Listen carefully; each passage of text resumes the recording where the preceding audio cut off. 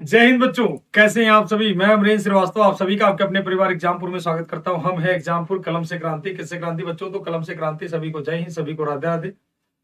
उम्मीद करता हूं सारे बच्चे मस्त होंगे, बढ़िया पढ़ाई चलेगी, जानदार शानदार लाजवाब। एक बार सारे बच्चे कमेंट करके बता दीजिए कि सभी को ऑडियो वीडियो सब कुछ क्लियर है। नेशनल मूवमेंट जो आपका सबसे बेहद बेहद इंपॉर्टेंट एरिया माना जाता है, मोस्ट इंपॉर्टेंट एरिया माना जाता है एग्जाम के पॉइंट ऑफ व्यू से, इस एरिया पे आज हम लोग चर्चा करने वाले हैं। नेशनल मूवमेंट पिछली बार पार्ट 1 हुआ था, आज हम लोग उसी में देखेंगे पार्ट 2। ठीक, तो शुरू करते हैं क्लास को बिना डिले किए हुए, बिना लेट किए हुए। सारे बच्चों का मोस्ट वेलकम है। विपिन कुमार जी जय हिंद, सारे बच्चों को जय हिंद, सभी बच्चों को राधे राधे। मोहम्मद जमील जी सभी को हाय, सभी को राधे राधे। हाँ मोहम्मद जमील, यस सर, बिल्कुल। चलिए शुरू करते हैं क्लास को। ऑडियो वीडियो सब कुछ क्लियर है। डिम्पल जय हिंद, बेचारा ठाकुर, एनके सिंह, राज जो है राजश्री जी का, रविंदर जी का, सभी बच्चों का मोस्ट वेलकम है। युवराज जी का। चलिए क्लास को स्टार्ट करते हैं। अब देखो, सबसे पहले एक बात आता है, यहां से क्लास को सुनाते हैं। कौन कहता है कामयाबी किस्मत तय करती है?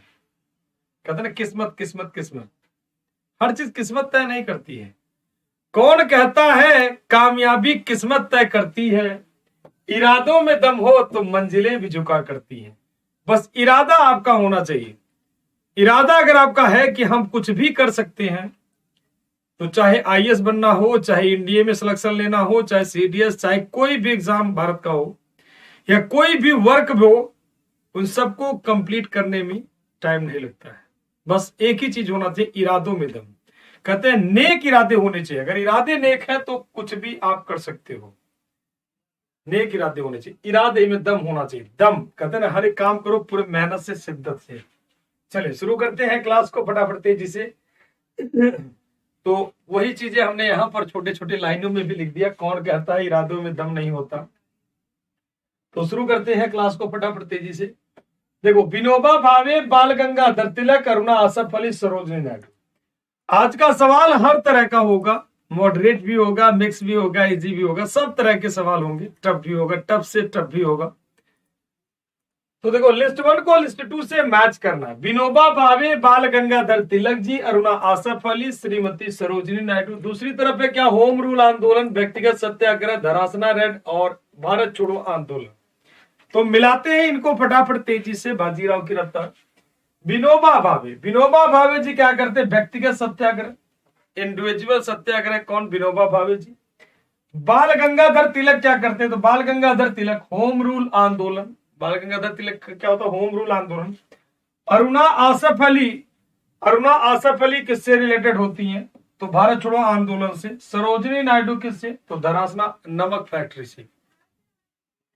तो इनको मैच करना। होम रूलिंग आंदोलन कब? तो 1916 में। व्यक्तिगत सत्याग्रह की बात कर लें तो 17 अक्टूबर 1940 को।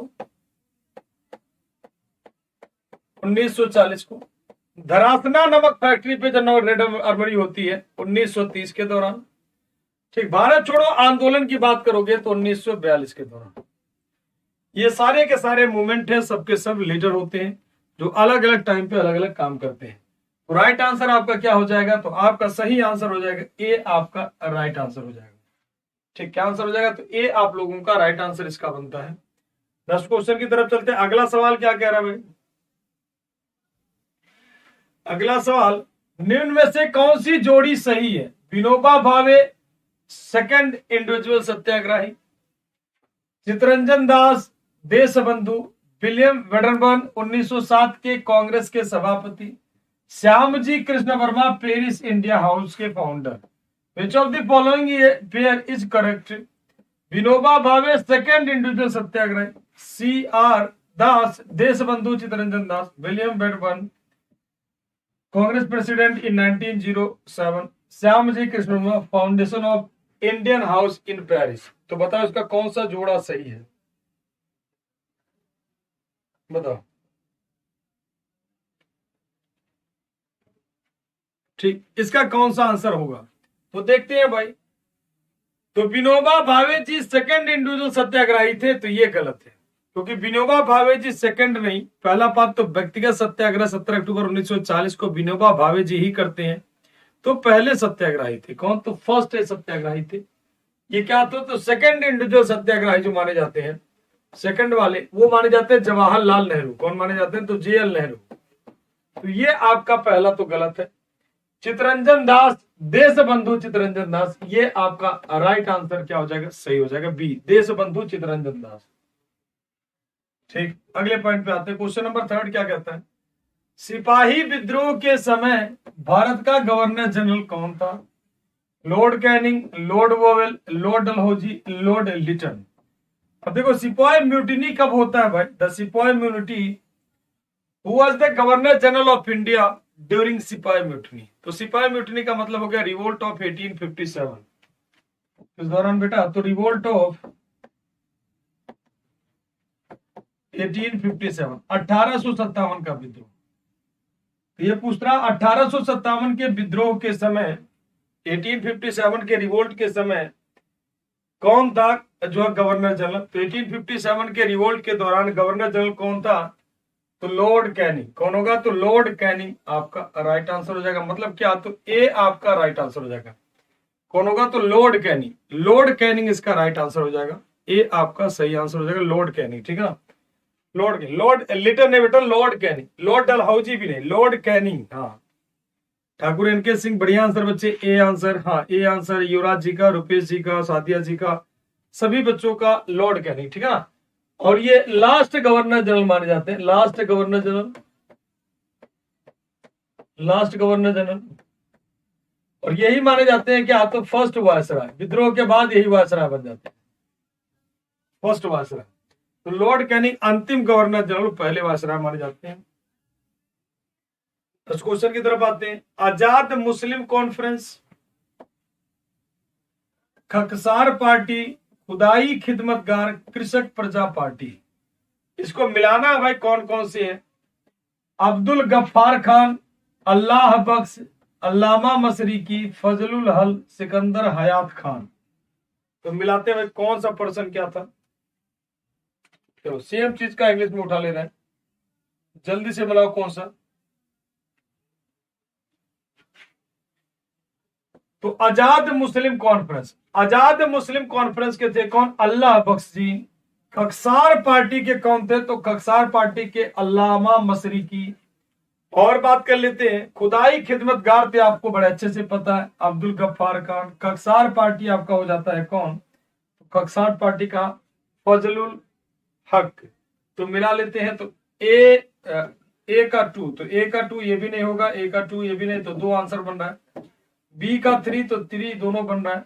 सी का 1, तो सी का 1। ये छोटी छोटी पार्टियां थी जो अक्सर आपको एग्जाम में पूछी जाती, कभी कभी देखने को मिल जाती है। सब ऐसी पार्टियां जो कभी कभी एग्जाम में मिल जाते हैं। ठीक है ना? ये रेगुलर पे नहीं मिलते, कभी कभी ये पार्टी, एक आध पार्टी का नाम इसमें आपको मिल जाता है। 10 क्वेश्चन पे चलते हैं, इसको मैच करना। बारदोली सत्याग्रह, चंपारण सत्याग्रह, कूका आंदोलन, लाल कुर्ती आंदोलन। तो गांधी जी, राम सिंह, गफ्फार खान, सरदार पटेल, मिला लो भाई। Bardoli satyagraha, Champaran satyagraha, Kheda movement, red shirt movement, red kurti movement. Gandhi ji, Ram Singh, Gaffar Khan, Sardar Patel. तो मिलाओ। तो बारदोली सत्याग्रह, बारदोली मूवमेंट कब होता है? तो बारदोली मूवमेंट कहां पर? तो बारदोली मूवमेंट कहां पर? तो गुजरात में। चंपारण कहां पर? तो बिहार में। कूका कहां पर? तो पंजाब में। लाल कुर्ती कहां पर? तो नॉर्थ वेस्ट इंडिया में, नॉर्थ वेस्ट में, उत्तर पश्चिम में। तो मिलाते हैं कि बारदोली सत्याग्रह 1928 में गुजरात में हुआ था, और यहीं पर सरदार पटेल भाग लेते हैं, और इन्हें सरदार की उपाधि दी जाती है बारदोली की महिलाओं के द्वारा। किसके द्वारा? तो बारदोली की महिलाएं यहां पर इन्हें सरदार की उपाधि देती हैं। तो इसका यह आंसर है चंपारण सत्याग्रह। तो एक नाम बड़े प्यार से सुना आपने, गांधी, मोहनदास करमचंद गांधी जी। कूका आंदोलन पंजाब में, तो राम सिंह जी। लाल कुर्ती कौन? तो खान अब्दुल गफ्फार खान, अरे खान अब्दुल गफ्फार खान, यानी क्या हो? तो 3 आपका राइट आंसर हो जाएगा।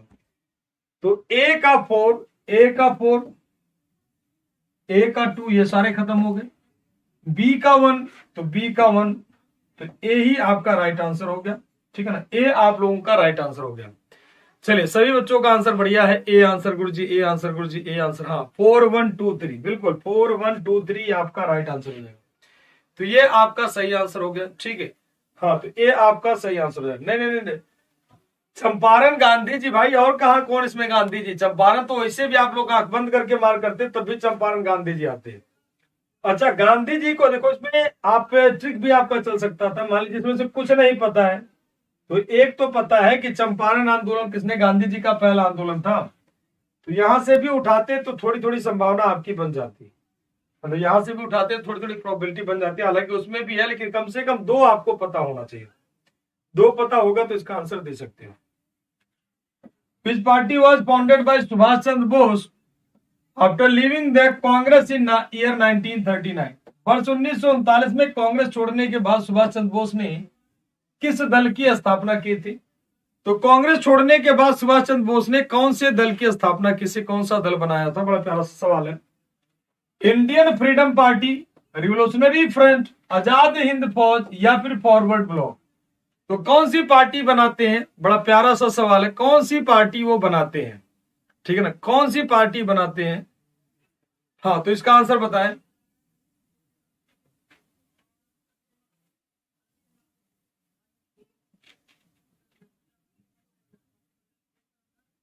बताएं, जल्दी से बताएं, जल्दी से बताएं। सुभाष चंद्र बोस ने बनाने के बाद कौन सी पार्टी बनाई? देखो बच्चों का आंसर बी आ रहा, बी आ रहा, डी आ रहा, डी आ रहा, बी आ रहा। देखो भाई, बी और डी दो आ रहा है, मतलब कांग्रेस छोड़ने के बाद। अब देखो यहां पर बड़ा चक्कर में बच्चे पड़ गए कि आजाद हिंद फौज भी बनाए हैं और फॉरवर्ड ब्लॉक भी बनाए हैं। तो ऐसे क्वेश्चन में जो सबसे पहले आपका आंसर होगा फर्स्ट वाला।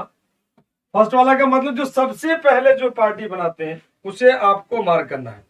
दैट मीन्स क्या? तो कांग्रेस सुभाष चंद्र बोस ने कब छोड़ा था? ध्यान समझना, सुभाष चंद्र बोस जी ने कांग्रेस कब छोड़ा था?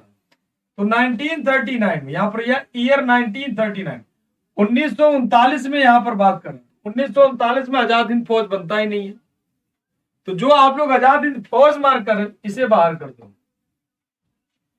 क्योंकि 1939 में भारत में ही थे बोस जी, और आजाद हिंद फौज भारत में नहीं बनता है बेटा, ठीक है ना। 1940 में बोस जी यहां से गायब होते, गोमो स्टेशन पे आखिरी बार देखे जाते हैं, जो झारखंड में हजारीबाग के पहले कोडरमा स्टेशन का नाम सुना है, उसी के बगल में है गोमो स्टेशन, ठीक। तो गोमो स्टेशन पे आखिरी बार बोस जी देखे जाते हैं।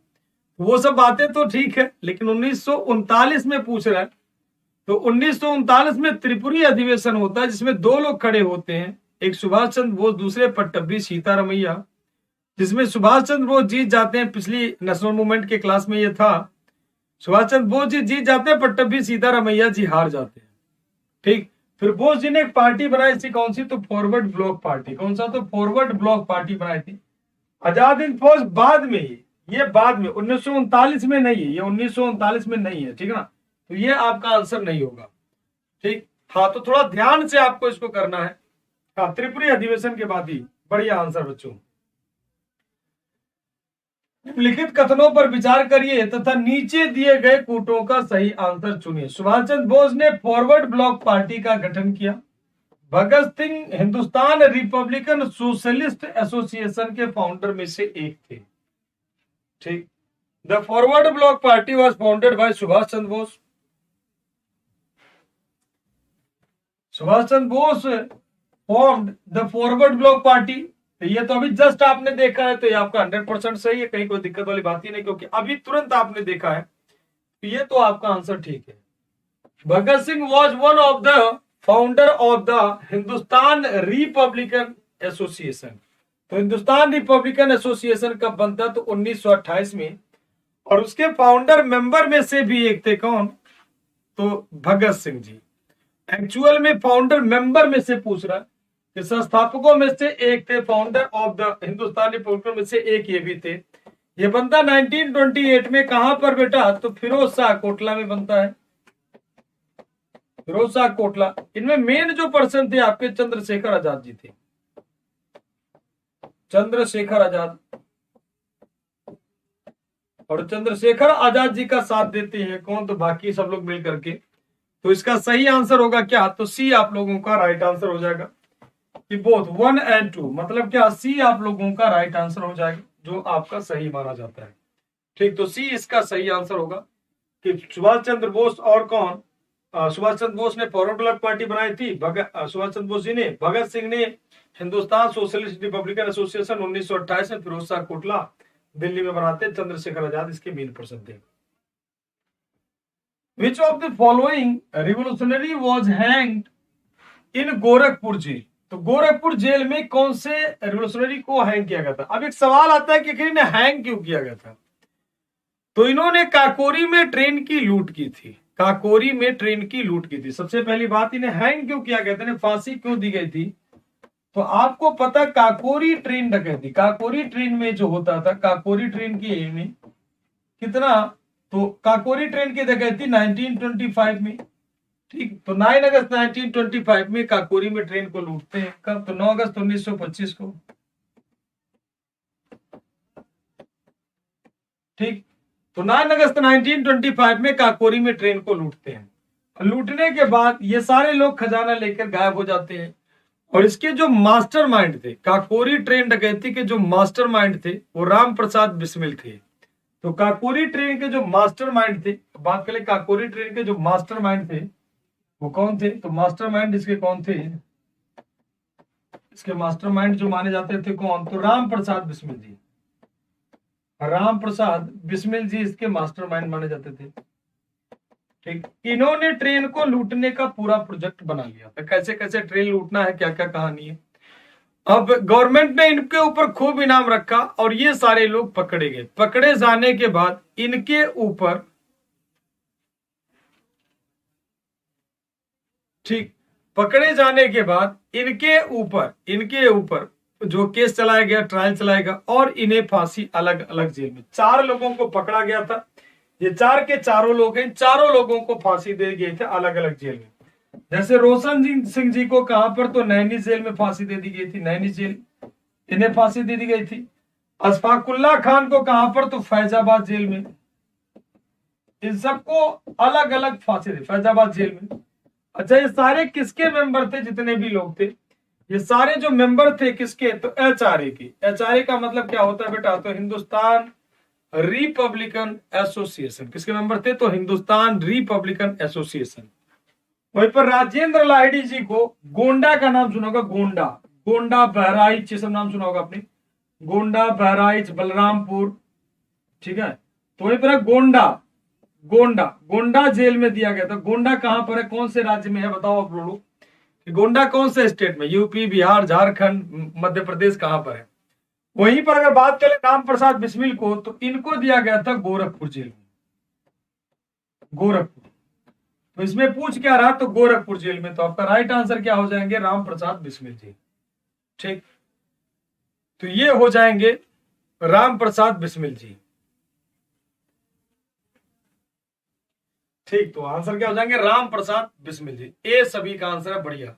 यूपी में गुरुजी, यूपी में, ठीक, हाँ, यूपी अपना यूपी। अच्छा, चलिए, सबका यूपी है। यूपी एक ऐसा देश है, एक ऐसा राज्य है जो सभी का सम्मान करता है। कोई भी व्यक्ति आए, सभी का सम्मान, हर एक राज्य सम्मान करता है, ऐसा कोई वो नहीं है।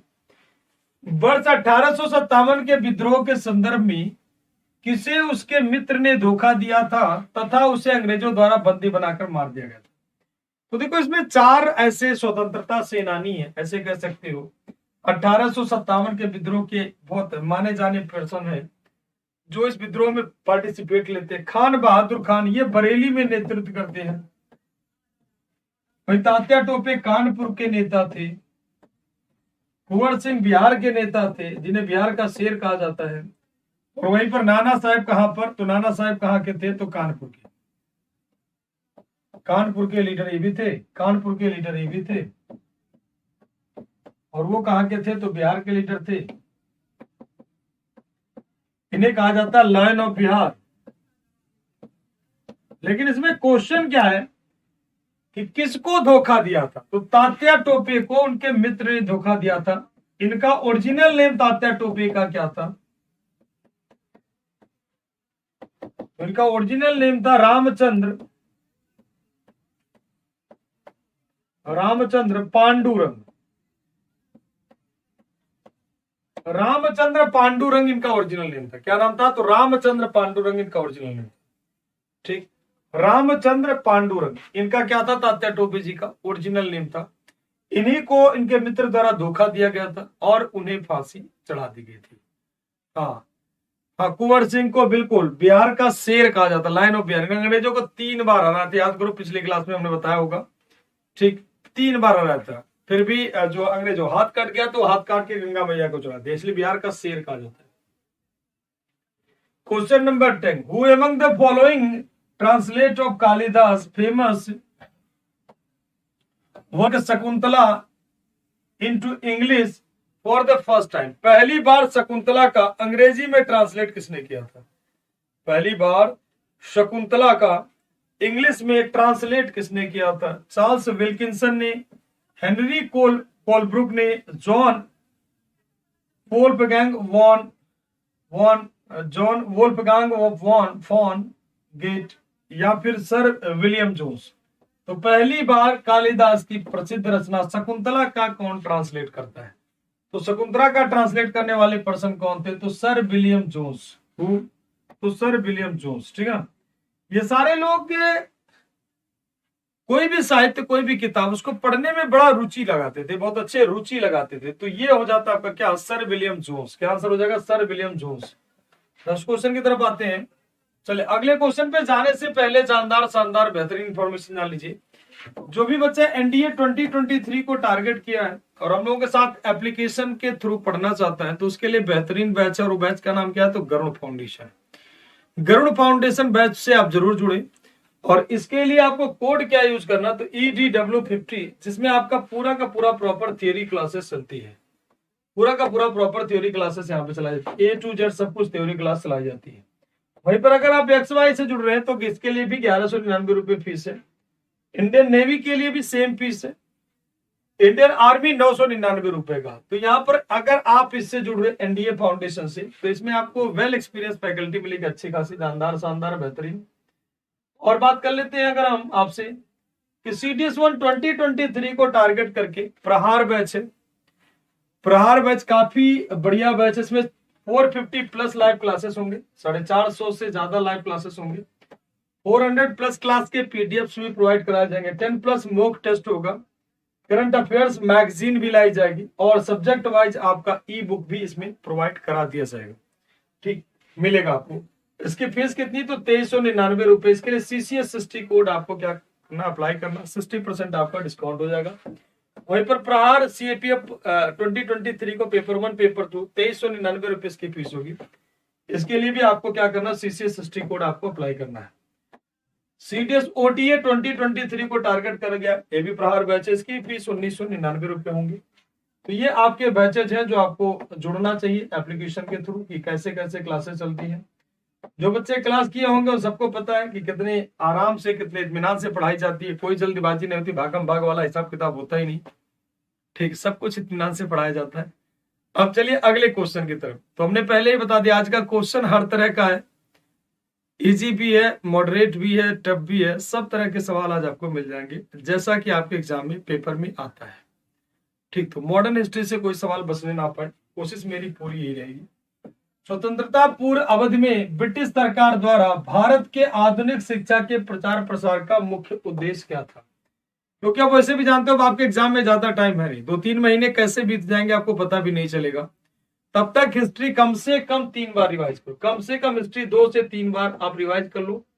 जितने जितने तरह के सवाल बनेंगे, सब तरह के सवाल आपके एग्जाम में। जब लास्ट हिस्ट्री की क्लास तभी छोड़ना जब आपको लगे कि आपको देखते ही आंसर मार्क कर दिया।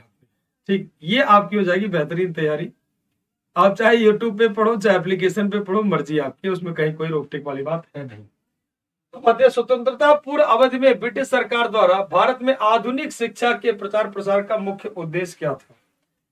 ठीक, तो मुख्य उद्देश्य क्या था? तो सिंपल सा क्वेश्चन है, छोटे प्रशासनिक पदों पर नियुक्ति हेतु शिक्षित भारतीयों की आवश्यकता। पहला पॉइंट। भारत सरकार, स्वतंत्रता पूर्व ब्रिटिश सरकार द्वारा भारत में आधुनिक शिक्षा के प्रचार का मुख्य उद्देश्य क्या था? छोटे प्रशासनिक पदों पर नियुक्ति हेतु शिक्षित भारतीयों की आवश्यकता, भारतीय संस्कृति को प्रोत्साहित करना, भारतीय लोगों को आधुनिक बनाना जिससे कि वो राजनीतिक जिम्मेदारी में पार्टिसिपेट कर सके। उपरोक्त में से कोई नहीं। The main objective of the spirit of modern education in India of British government in the pre-independent period was, क्या था भाई? Requirement of educated Indians for appointment to the small administrative post. Answer दे दिया होगा सभी ने, देखिए क्या आंसर आ रहा है। अभिषेक बोहरा कह रहे हैं गुरुजी इसका तो ए दिख रहा है। सादिया यूसुफ कह रहे हैं ए दिख रहा है गुरुजी। रुपेश साहू का भी ए आंसर आ रहा है। युवराज चौधरी भी ए आंसर दे रहे हैं। भूरा पटेल जी भी ए आंसर दे रहे हैं। अविशा का भी ए आंसर आ रहा है। कोई नहीं अविशा, पढ़ते रहो जब तक के एग्जाम ना हो जाए तब तक पढ़ते रहो। हाँ चलिए, सभी का आंसर बढ़िया आ रहा है। ए आंसर से बच्चों का बढ़िया आ रहा है। बेहतरीन आंसर बच्चों। हाँ बढ़िया, ठाकुर एनके सिंह भी ए आंसर दे रहे हैं। ए में क्या है भाई? तो सही आंसर आपका ए है कि requirement of educated Indians for appointment of small administrative post, छोटी छोटी पदों पर अपॉइंट करने के लिए, बिल्कुल ठीक। अब यहाँ पर बहुत सारे बच्चे सी आंसर भी देख रहा हूँ, बहुत सारे बच्चों का आ रहा है कि भारतीय लोगों को आधुनिक बनाना जिससे कि वो राजनीतिक जिम्मेदारी में भाग ले। अरे भाई, भारत को कभी भी मॉडर्न नहीं बनाना चाहते थे। वो ये चाहते थे कि एक पढ़ा लिखा गुलाम मिले, बस सिंपल सा क्वेश्चन है। जैसे हम लोगों की भाषा क्या थी? हिंदी थी, भोजपुरी थी, यही सब तो भाषा भारत वाले बोलते थे। तो उन्हें एक एजुकेटेड पर्सन चाहिए जो हिंदी भोजपुरी इन सबको ट्रांसलेट करके उन्हें इंग्लिश में समझा सके। तो एक मीडिएटर चाहिए था। उन्हें मॉडर्न नहीं बनाना चाहते थे ना। अगर मॉडर्न बना देंगे तो उनका तो जो है सब कुछ पहले ही कहानी खत्म हो जाएगा। वो इंडिया वालों को मॉडर्न नहीं बनाना चाहते थे, बल्कि वो चाहते थे, उनका उद्देश्य क्या था, भारत में कुछ एजुकेटेड लोग हो जो उनके फायदे के लिए हो सके। ठीक, ये वाला हिसाब किताब इनका। चलिए अगले क्वेश्चन की तरफ आते हैं। क्वेश्चन नंबर 12, मेरे लिए अहिंसा स्वराज से भी पहले, मेरे लिए अहिंसा स्वराज से भी पहले किसका स्टेटमेंट है? जवाहरलाल नेहरू, चित्तरंजन दास, गोपाल कृष्ण गोखले या फिर सुभाष चंद्र बोस जी। मेरे लिए अहिंसा स्वराज से भी पहले, ये किसका स्टेटमेंट है? जल्दी से बताएं। तो मेरे लिए अहिंसा स्वराज से भी पहले है, तो सुभाष चंद्र बोस नहीं, अहिंसा जैसी कोई बात है ही नहीं। नेहरू जी भी कोई बहुत ज्यादा अहिंसा में ज्यादा बिलीव करते ही नहीं थे, तो इनका भी कहानी यहीं पर खत्म करूं। गोपाल कृष्ण गोखले ये गांधी जी के पॉलिटिकल टीचर थे, लेकिन इतना ज्यादा अहिंसावादी नहीं थे जितना कि गांधी जी दिखते हैं। तो इसका आंसर क्या होगा? चित्तरंजन दास। हालांकि इनका अहिंसा बहुत ज्यादा नहीं था, लेकिन फिर भी इन्होंने कहा था कि मेरे लिए स्वराज से भी पहले ये सारी चीजें देखने को मिल रही है। ठीक है, अब आते हैं अगले क्वेश्चन की तरफ। तो ये हो गया आपके कौन? चित्तरंजन दास, देश बंधु चित्तरंजन दास जी। अगला सवाल क्या कह रहा है? निम्नलिखित का में से कौन सा एक सही सुमेलित है? तो यहाँ पर देखो, संपादक और है लेखक, और उधर अखबार के पत्र पत्रिका। अरविंदो घोष जी, गोपाल कृष्ण गोखले जी, एनी बेसेंट, महात्मा गांधी। वंदे मातरम वंदे मातरम, सत्याग्रह, न्यू इंडिया, यंग इंडिया। तो इसमें कौन सा एक सही ढंग से मैच कर रहा है? मतलब एक मैच कर रहा है, बाकी सब बेकार है। ठीक, तो देखते हैं कौन सा एक मैच कर रहा है, बाकी सब बेकार है। तो सारे मैच, बहुत सारे मैच कर रहे हैं भाई। अच्छा, इनमें से कौन एक मैच नहीं कर रहा है? ओके, तभी तो मैं कह रहा हूँ गांधी जी भी मैच कर रहे हैं, एनी बेसेंट भी मैच कर रहे हैं, अरविंदो घोष भी। हमने थोड़ा सा उसको नहीं वाला देखा नहीं। देखो, यही मिस्टेक आपसे भी हो सकती है जो मैं यहाँ पर देखने को पाया कि नहीं इसको पढ़ना है। ठीक है ना, नहीं पढ़ना है। अगर भाई मिस्टेक यही होता तो हम लोग जल्दी जल्दी में, गांधी जी वाला तो याद ही रहता सभी को, भाई किसी का याद रहे ना रहे, गांधी बाबा का तो याद ही रहता है। तो इसमें हाँ सर जी नहीं पूछा, हाँ ये वाला हिसाब किताब बढ़िया बच्चे, नहीं वाला आपको ध्यान रखना है। चलो देखते हैं। तो इसमें नहीं पूछा है, नहीं, नोट, इंग्लिश पढ़ते तुरंत आ जाता, नोट करें, यहाँ पर ध्यान हमेशा याद करना।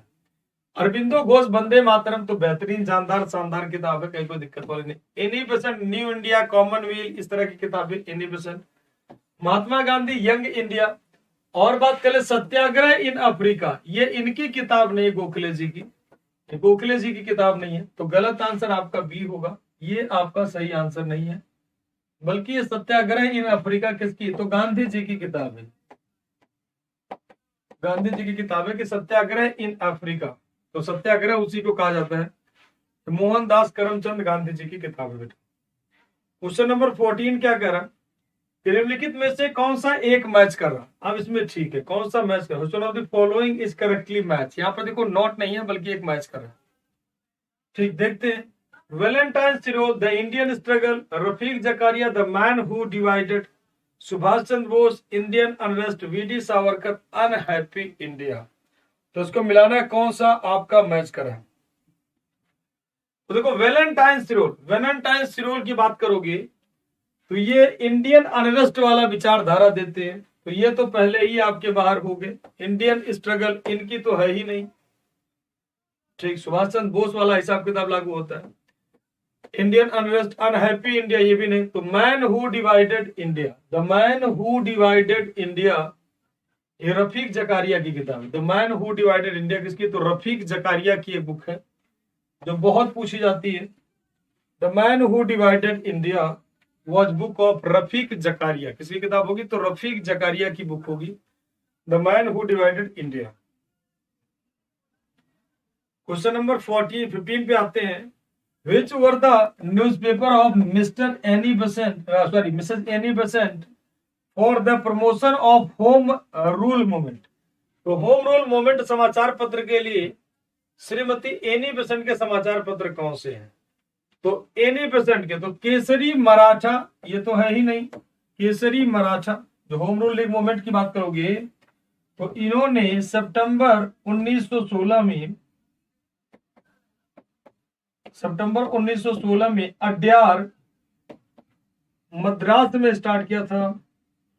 कौन, तो श्रीमती एनी बेसेंट जी ने, श्रीमती एनी बेसेंट जी ने स्टार्ट किया था। ठीक है ना, श्रीमती एनी बेसेंट ने स्टार्ट किया था। अब इन्होंने इसके प्रचार प्रसार के लिए दो किताबें लिखी, कॉमनवेल्थ, ठीक, और न्यू इंडिया। अभी थोड़ी देर पहले आपने देखा था, तो न्यू इंडिया और कॉमनवेल्थ, ठीक है ना। मराठा और केसरी ये किसका है, ये बाल गंगाधर तिलक जी का है, ठीक है ना। नेशनल हेराल्ड, हिंदू, इनका कोई लेना देना है। नव भारत टाइम्स, इनसे कोई मतलब ही नहीं है। सिंपल सा क्वेश्चन है। अगले क्वेश्चन की तरफ आते हैं। अगला क्वेश्चन ये देखो, ये थोड़ा इजी, अगला टफ। जलियांवाले बाग में प्रदर्शन के लिए क्यों लोग जमा हुए थे। गांधी जी और लाला लाजपत राय की गिरफ्तारी के प्रति विरोध प्रदर्शन करने के लिए, किचलू, जो सैफुद्दीन किचलू, डॉक्टर सत्यपाल के बंदी बनाने के विरोध में प्रदर्शन के लिए, बैसाखी की प्रार्थना के लिए, पंजाब सरकार के अमानवीय कार्यकलापों के प्रति विरोध के लिए। Why did people gather to protest in Jallianwala Bagh. तो जलियांवाला बाग में लोग क्यों प्रोटेस्ट कर रहे थे, क्या दिक्कत थी, बताया। To protest against the arrest of Gandhi and Lala Lajpat Rai, to protest against arrest of Kitchlew और Satyapal, Baisakhi prayer, to promote against inhuman activity of Punjab government. तो बताओ इसका आंसर क्या होगा। फिर इसमें चलते हैं आराम से, इत्मीनान से डिस्कस करते हैं। जल्दी से बताया सारे बच्चे इसका आंसर, फटाफट तेजी से इसका आंसर करें।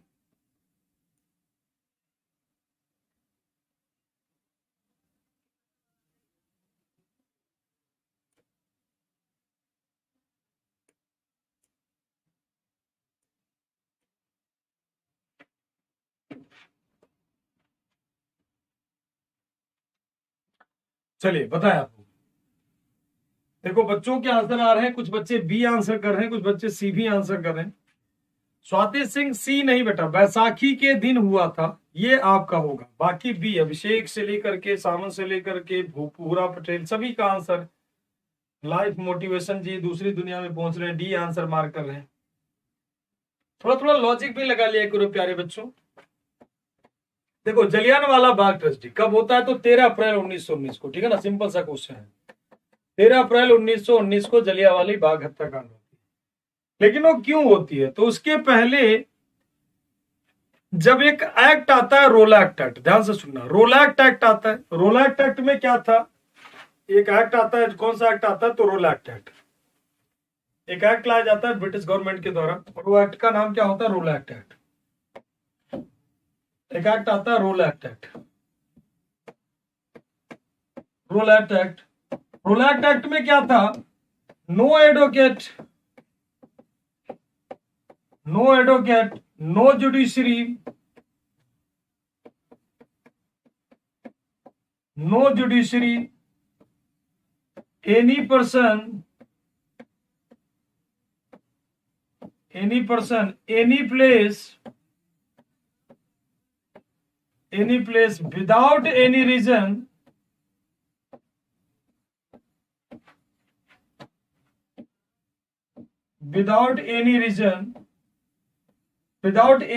डायरेक्टली उसे क्या कर लिया जाएगा, अरेस्ट कर लिया जाएगा।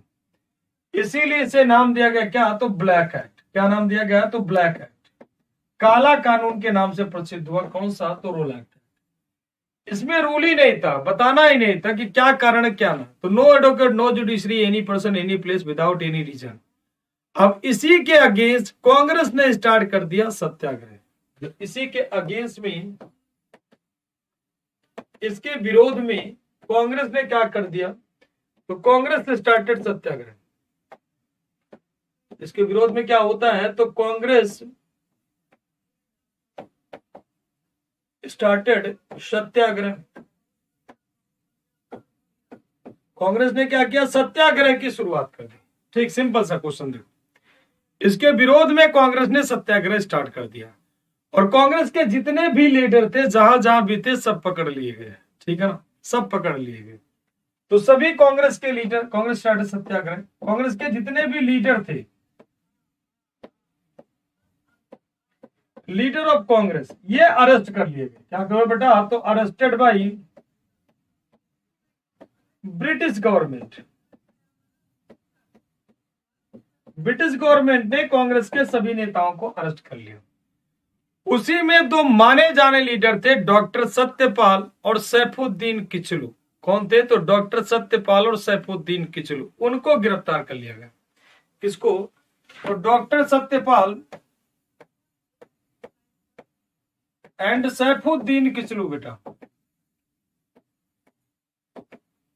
इनको गिरफ्तार कर लिया गया। ठीक, इनको क्या कर लिया गया, अरेस्ट कर लिया गया।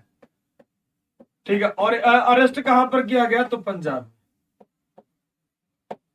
ठीक, इन्हें कर लिया गया पंजाब में गिरफ्तार। अब इन्हीं को छुड़ाने के लिए ध्यान से सुनना सारी की सारी कहानी।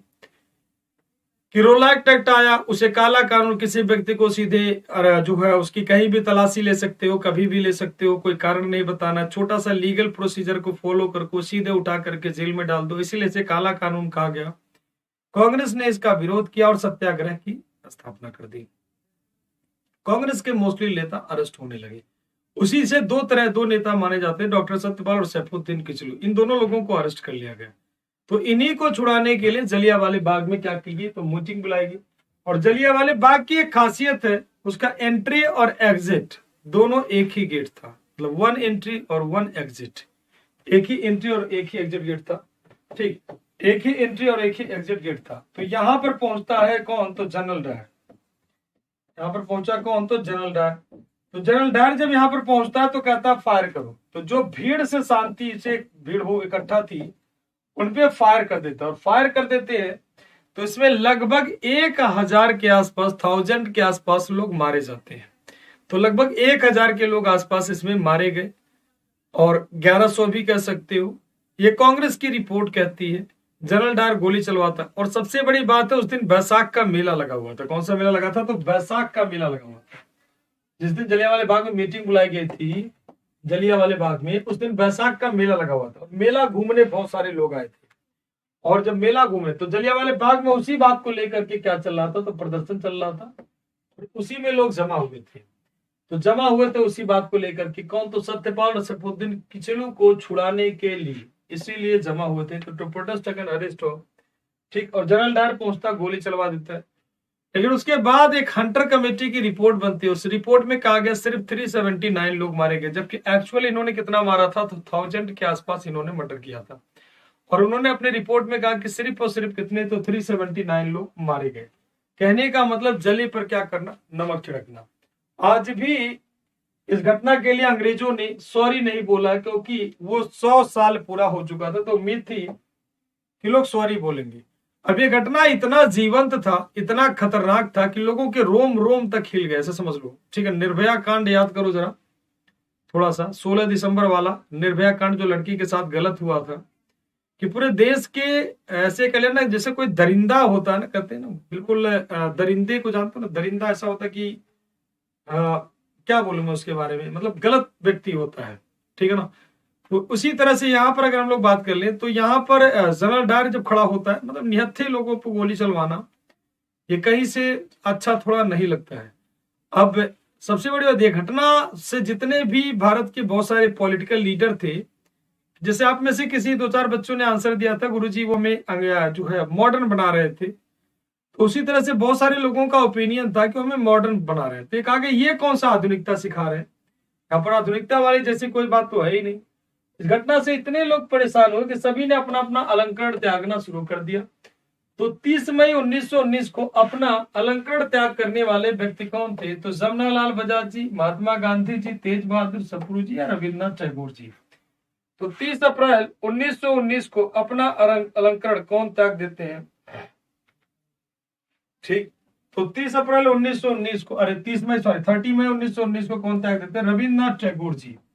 इन्हें कौन सी तो नाइटहुड की उपाधि मिली थी, है कौन सी तो नाइटहुड की उपाधि इन्होंने अपनी क्या करती, वापस कर दी अंग्रेजों को। बोला ये उपाधि हमें नहीं चाहिए, तुम रखे रहो। केसरी और मराठा समाचार पत्र किसने निकाला था? तो अभी थोड़ी देर पहले हमने इस पे चर्चा किया था, यहाँ पे रुकेंगे नहीं। बाल गंगाधर तिलक। तो 18 का आपका ए राइट आंसर हो जाएगा। क्वेश्चन नंबर 19 क्या है? रोलैक्ट एक्ट का लक्ष्य क्या था?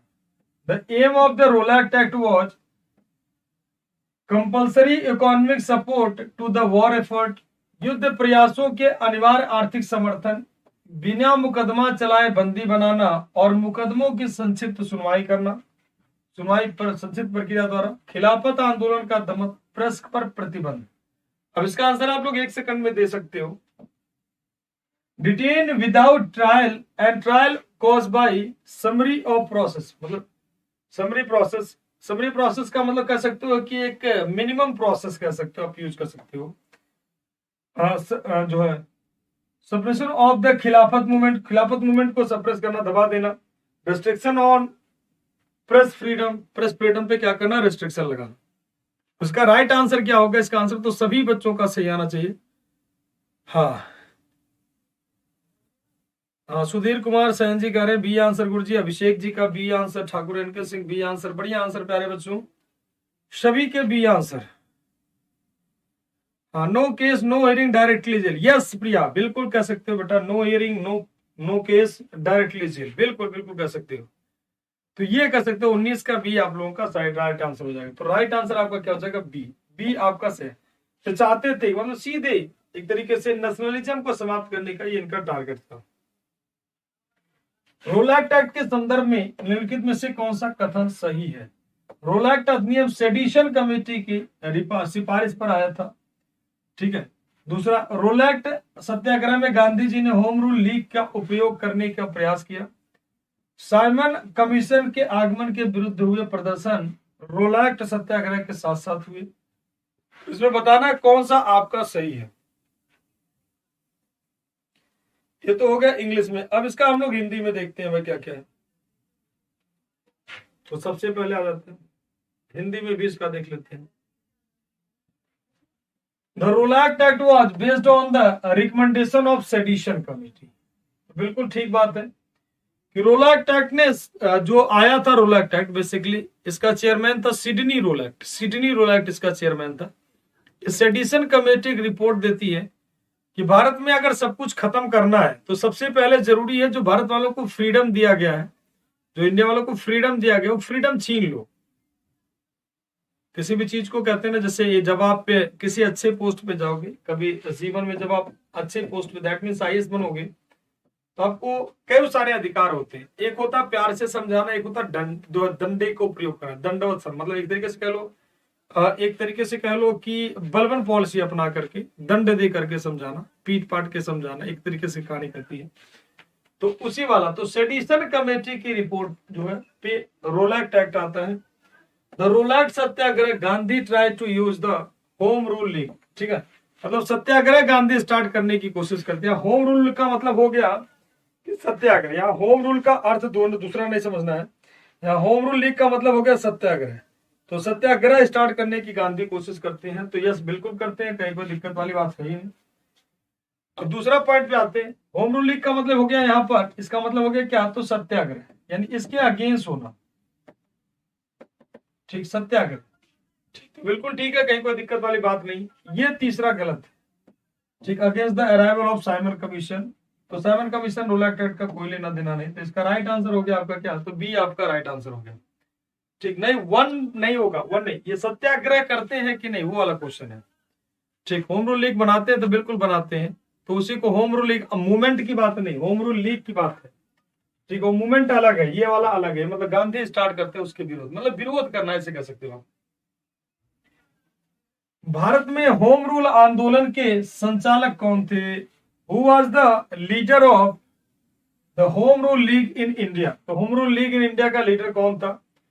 Mrs Annie Besant Mahatma Gandhi, Mrs Annie Besant and Lokmanya Tilak ji, Annie Besant and Madan Mohan Malaviya ji, Mrs Annie Besant and Pandit Jawaharlal Nehru.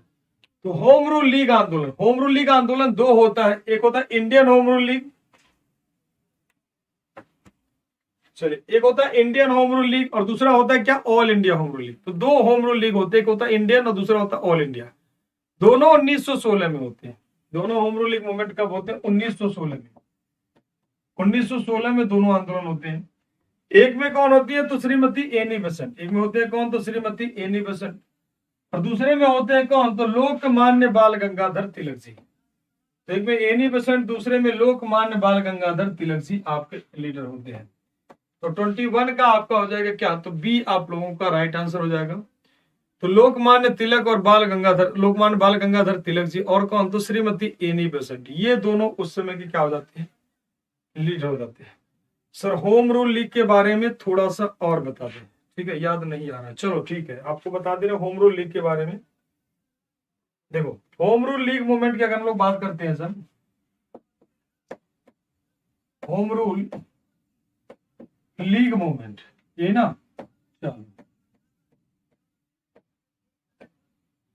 Home rule league movement यानी क्या बेटा, तो होम रूल लीग आंदोलन, होम रूल लीग आंदोलन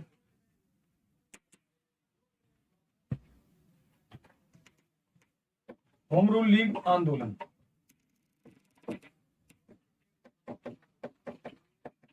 देखो, इसके दो पार्ट होते हैं, दो पार्ट होते हैं होम रूल लीग के। एक होता है इंडियन होम रूल लीग, दूसरा होता है ऑल इंडिया। एक होता है क्या, तो Indian home rule league, Indian home rule league, और दूसरा होता है बेटा क्या, तो all India home rule league. दूसरा होता है all India home rule league, all India home rule league. ठीक, दो होम रूल लीग होते हैं। अब यहां पर देखो, इंडियन होम रूल लीग की जब हम लोग बात करते हैं, तो इंडियन होम रूल लीग के फाउंडर थे बाल गंगाधर तिलक जी, ठीक है ना, हाँ बिल्कुल। इसमें इंडियन और इसमें ऑल इंडिया, इसके होते हैं कब, तो 1916 में, अप्रैल 1916 में बनता है, अप्रैल 1916 में। कहां पर, तो पुणे मद्रास, पुणे महाराष्ट्र में, पुणे महाराष्ट्र, पुणे महाराष्ट्र में। इसके फाउंडर कौन थे, तो बाल गंगाधर तिलक जी।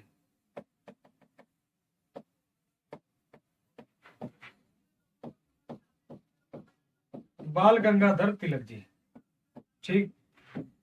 इसके अगर बात कर लें, इसके ब्रांचेस थे, तो महाराष्ट्र में थे, गुजरात में थे, इन सब सेक्टर में थे। इनका जो पर्पस था, इनका जो पर्पस था वो डोमिनियन, इनका जो पर्पस था डोमिनियन स्टेटस का, यानी सेल्फ गवर्नेंस का इनका था, यानी स्वशासन का हिसाब किताब था इनका, ऐसे कह लो स्वराज्य का, स्वशासन का हिसाब किताब था।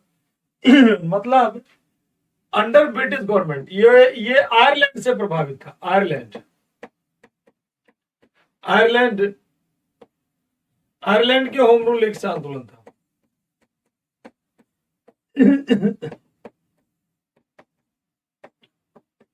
आयरलैंड के होम रूल आंदोलन से प्रभावित।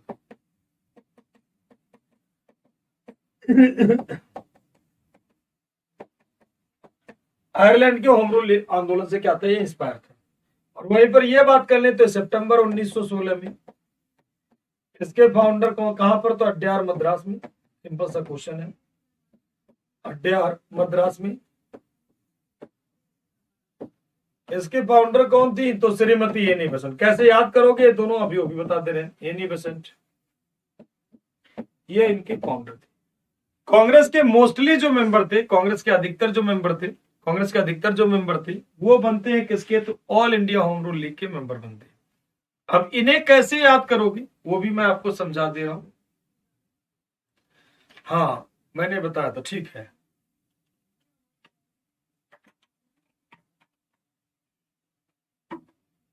देखो इसको कैसे याद करोगे तो ध्यान से देखो, ए से ऑल इंडिया, ए से अड्यार और ए से कौन? तो एनी बेसेंट। तो ऑल इंडिया, अड्यार और कौन? तो Annie Besant. All India, Adyar और एनी बेसेंट तीनों एक कॉमन हो जा रहे हैं। ऑल इंडिया, अड्यार और एनी बेसेंट, ठीक है ना। दूसरी तरफ क्या हो जाएंगे? तो इंडियन होम रूल लीग। ये दोनों लोग मिलकर के भारत में चलाने की कोशिश करते हैं, लेकिन भारत कॉमनवेल्थ पत्रिका लेकर के, कॉमनवेल्थ इस तरह के मैगजीन वगैरह लेकर के, न्यू इंडिया, कॉमनवेल्थ मैगजीन लेके एनी बेसेंट जी ट्राई करती हैं कि भारत में कुछ ना कुछ स्वशासन दिलाया जा सके, लेकिन ऐसा हुआ नहीं, कोई परिवर्तन बहुत बड़ा इससे लोग नहीं कर पाते हैं। ठीक, तो ये है इंडियन होम रूल लीग और all India home rule league, ठीक है ना। हाँ, ये सितंबर में श्रीमती एनी बेसेंट होंगी, और ये कब होंगे? तो अप्रैल 1916 में। हाँ, ये सितंबर लिखा तो है, सितंबर तो लिखा बेटा, ये सितंबर ही लिखा है, ये हमने सितंबर ही लिखा है, ठीक है ना। हाँ ये सितंबर लिखा, और उधर बाल गंगाधर तिलक जी का कब? तो अप्रैल में, ठीक, 1 अप्रैल में। हाँ बिल्कुल मयंक जी, हाँ सितंबर में होगा, बिल्कुल बिल्कुल बेटा। चलो अगले सवाल की तरफ आते हैं। तो श्रीमती एनी बेसेंट और बाल गंगाधर तिलक जी, इसके आपके 21 के आंसर हो गए। नेक्स्ट क्वेश्चन की तरफ आते हैं 22। निम्नलिखित में से कौन कांग्रेस के आधिकारिक इतिहास के रचयिता थे? तो कांग्रेस के historical, who among the following was the author of the official history of Congress? Congress का ऑफिशियल हिस्ट्री कौन लिखते हैं भाई? तो कांग्रेस की ऑफिशियल हिस्ट्री लिखने की जिम्मेदारी किसको दी जाती है? तो कांग्रेस के ऑफिशियल हिस्ट्री लिखने की जिम्मेदारी सतगुरुती राजगोपालाचारी, पट्टभी सीतारमैया, जेबी कृपलानी या सरदार पटेल जी। ऑफिशियल हिस्ट्री लिखने की जिम्मेदारी जिसको दी जाती है वो पर्सन कोई और नहीं थे बल्कि पट्टभी सीतारमैया जी थे। पट्टभी सीतारमैया जी को ऑफिशियल कांग्रेस की इतिहास लिखने की पूरी जिम्मेदारी दी गई। ये गांधी जी के ऐसे कह लो कि नवरत्नों में से एक थे। जैसे हर एक व्यक्ति अपनी कंपनी जब डालता है तो उसके 2-4 नवरत्न होते हैं, जिसे कैबिनेट कहा जाता है, ठीक है ना, कैबिनेट मेंबर कह सकते हो आप। जैसे मोदी जी के कैबिनेट मेंबर के रूप में कौन है? अमित शाह जी हैं, राजनाथ सिंह जी हैं, ये सब कैबिनेट मेंबर है, मतलब वो लोग मिनिस्ट्री के पोस्ट पे हैं, समझने के लिए। यहाँ पर पट्टभी सीतारमैया जी भी गांधी के कैबिनेट मेंबर में से एक थे। इन्हीं में त्रिपुरी अधिवेशन में हार जाते हैं, सुभाष चंद्र बोस जी रिजाइन देते, बता चुका हूं। भारत में उपनिवेश काल के विटली आयोग का उद्देश्य क्या था?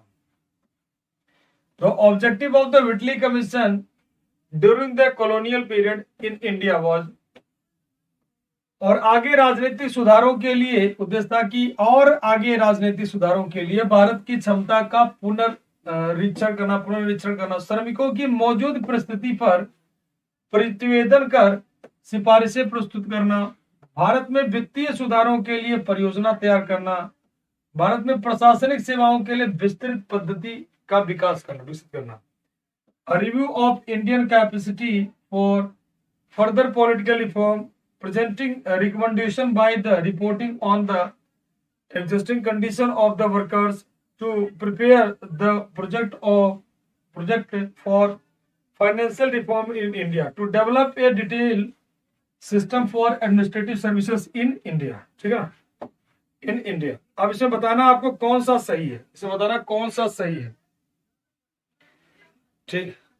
तो विटली आयोग का कुछ और नहीं था, उन्होंने कहा जो भी श्रमिकों की मौजूद कंडीशन है उस पे आपको क्या करना, अपना रिपोर्ट क्या करना, प्रेजेंट करना। ये थोड़ा सा टफ क्वेश्चन होगा, ठीक, थोड़ा सा टफ क्वेश्चन है ये, थोड़ा सा क्या ज्यादा ही टफ। तो विटली अगर आपने पढ़ा तो कोई दिक्कत नहीं है। तो ये जो वर्कर्स थे उनके बारे में सब कुछ, मौजूदा कंडीशन के बारे में सब कुछ प्रेजेंट करना, ठीक। तो ये आपका हो जाएगा बी, आपका राइट आंसर हो जाएगा। नेक्स्ट क्वेश्चन की तरफ आते हैं 24। बाल गंगाधर तिलक को फादर ऑफ इंडियन अनरेस्ट किसने कहा था? बाल गंगाधर तिलक जी को फादर ऑफ इंडियन अनरेस्ट का उपमा कौन देता है? Who called Bal Gangadhar Tilak the father of Indian unrest? किसने कहा था? तो Valentine Chirol, Aurobindo Ghosh, William Disraeli, Minto second. तो फादर ऑफ इंडियन अनरेस्ट उन्होंने कहा था। कौन पर्सन कहते हैं? तो वैलेंटाइन सिरोल कहता है कि भारत में अशांति सिर्फ दो लोग ला रहे हैं। ठीक, एक तो आर्य समाज वाले, उन्होंने कहा भारत में अशांति सिर्फ दो लोग ला रहे हैं, एक तो आर्य समाज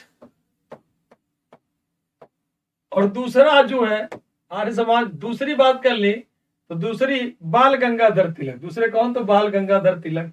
ये कौन कहते हैं? तो वैलेंटाइन सिरोल कहता भारत में दो लोग अशांति लाते, एक तो वैलेंटाइन सिरोल मतलब गांधी, अरे भगत सॉरी बाल गंगाधर तिलक जी, और दूसरे कौन? तो आर्य समाज। तो ये दो नाम होता है। अगले क्वेश्चन की तरफ आते हैं। नेक्स्ट क्वेश्चन, क्वेश्चन नंबर 25 क्या कह रहा है? इंडियन नेशनल कांग्रेस के डेलीगेट्स को चाय पार्टी आमंत्रण किसने दिया था? Who invited delegates of Indian national Congress in the T party? अब देखो कांग्रेस कब बनती है, एक पॉइंट देख लो, समझ लो कि कांग्रेस कब बनती है। तो चाय पार्टी पे कौन आमंत्रित करता है? बड़ा प्यारा सवाल है। चलिए, तो चाय पार्टी पे कांग्रेस को कौन आमंत्रित करता है? टी पार्टी पे कांग्रेस के डेलीगेट्स को कब आमंत्रित किया था? तो देखो इंडियन नेशनल कांग्रेस पहला पॉइंट बनता कब है? तो 28 दिसंबर 1885 को इसका फॉर्मेशन होता है। कब होता कांग्रेस का, इंडियन नेशनल कांग्रेस का फॉर्मेशन? 28 दिसंबर 1885 को इसका क्या होता है? तो फॉर्मेशन होता है, कांग्रेस फॉर्म किया जाता है। सबसे पहला बात, ठीक। इसके फाउंडर कौन थे? A.O. Hume, Elon Octavian Hume थे। ठीक, दूसरी पॉइंट पे बात कर लें कि उस समय वायसराय कौन था? तो वायसराय कौन था? तो वायसराय उस समय कौन था? तो लॉर्ड डफरिन था। लॉर्ड डफरिन था। लॉर्ड डफरिन ने कांग्रेस को बनने में पूरी मदद की, पूरी मदद की, पूरी हेल्प करता है कि कांग्रेस एक पार्टी बन जाए जिसे मैं बफर के रूप में हम लोग यूज कर पाए, सारे के सारे ब्रिटिश लोग। ठीक, तो कांग्रेस कहा जाता था उस समय कि अंग्रेजों के फायदे के लिए बनी है, भारतीयों के फायदे के लिए नहीं। उस समय की बातें थी, लेकिन समय बदला, सब कुछ बदल गया। ठीक, शुरुआत में इसका उद्देश्य बिल्कुल लिबरल लोग इसमें होते थे जो बहुत ज्यादा उदारवादी विचारधारा रखते थे, और यही कारण है कि कांग्रेस की वास्तविकता उस समय जब बनती है उसमें जो लोग जुड़ जाते हैं, लोगों की वास्तविकता उस समय का जो वायसराय था उसे पल्ले नहीं पड़ा। उस समय जो वायसराय था लॉर्ड डफरिन, उसे पल्ले नहीं पड़ा, और डफरिन ने कांग्रेस के मेंबर्स को कौन सी पार्टी देता? तो गार्डन टी पार्टी।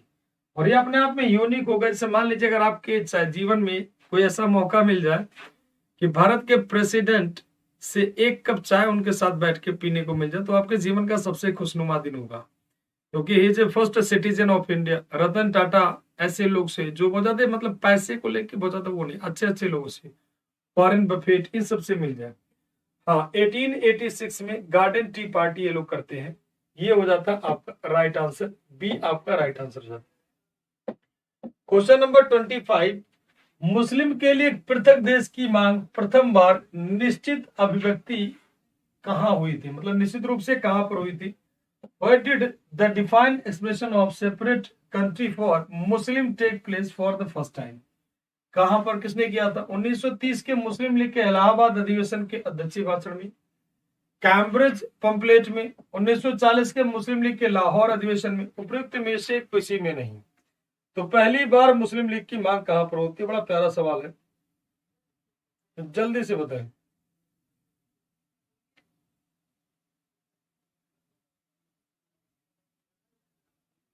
ठीक, पहली बार, मतलब पहली बार एक पृथक देश, पहली बार, छोटा सा मतलब एक इंडिकेशन के रूप में इसे आप कर सकते हो।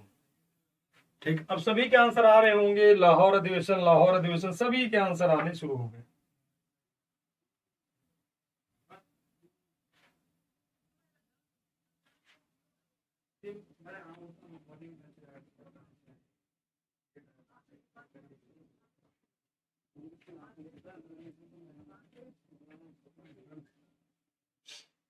चलिए सभी के आंसर आने शुरू हो गए, कोई कुछ ऑप्शन दे रहा है।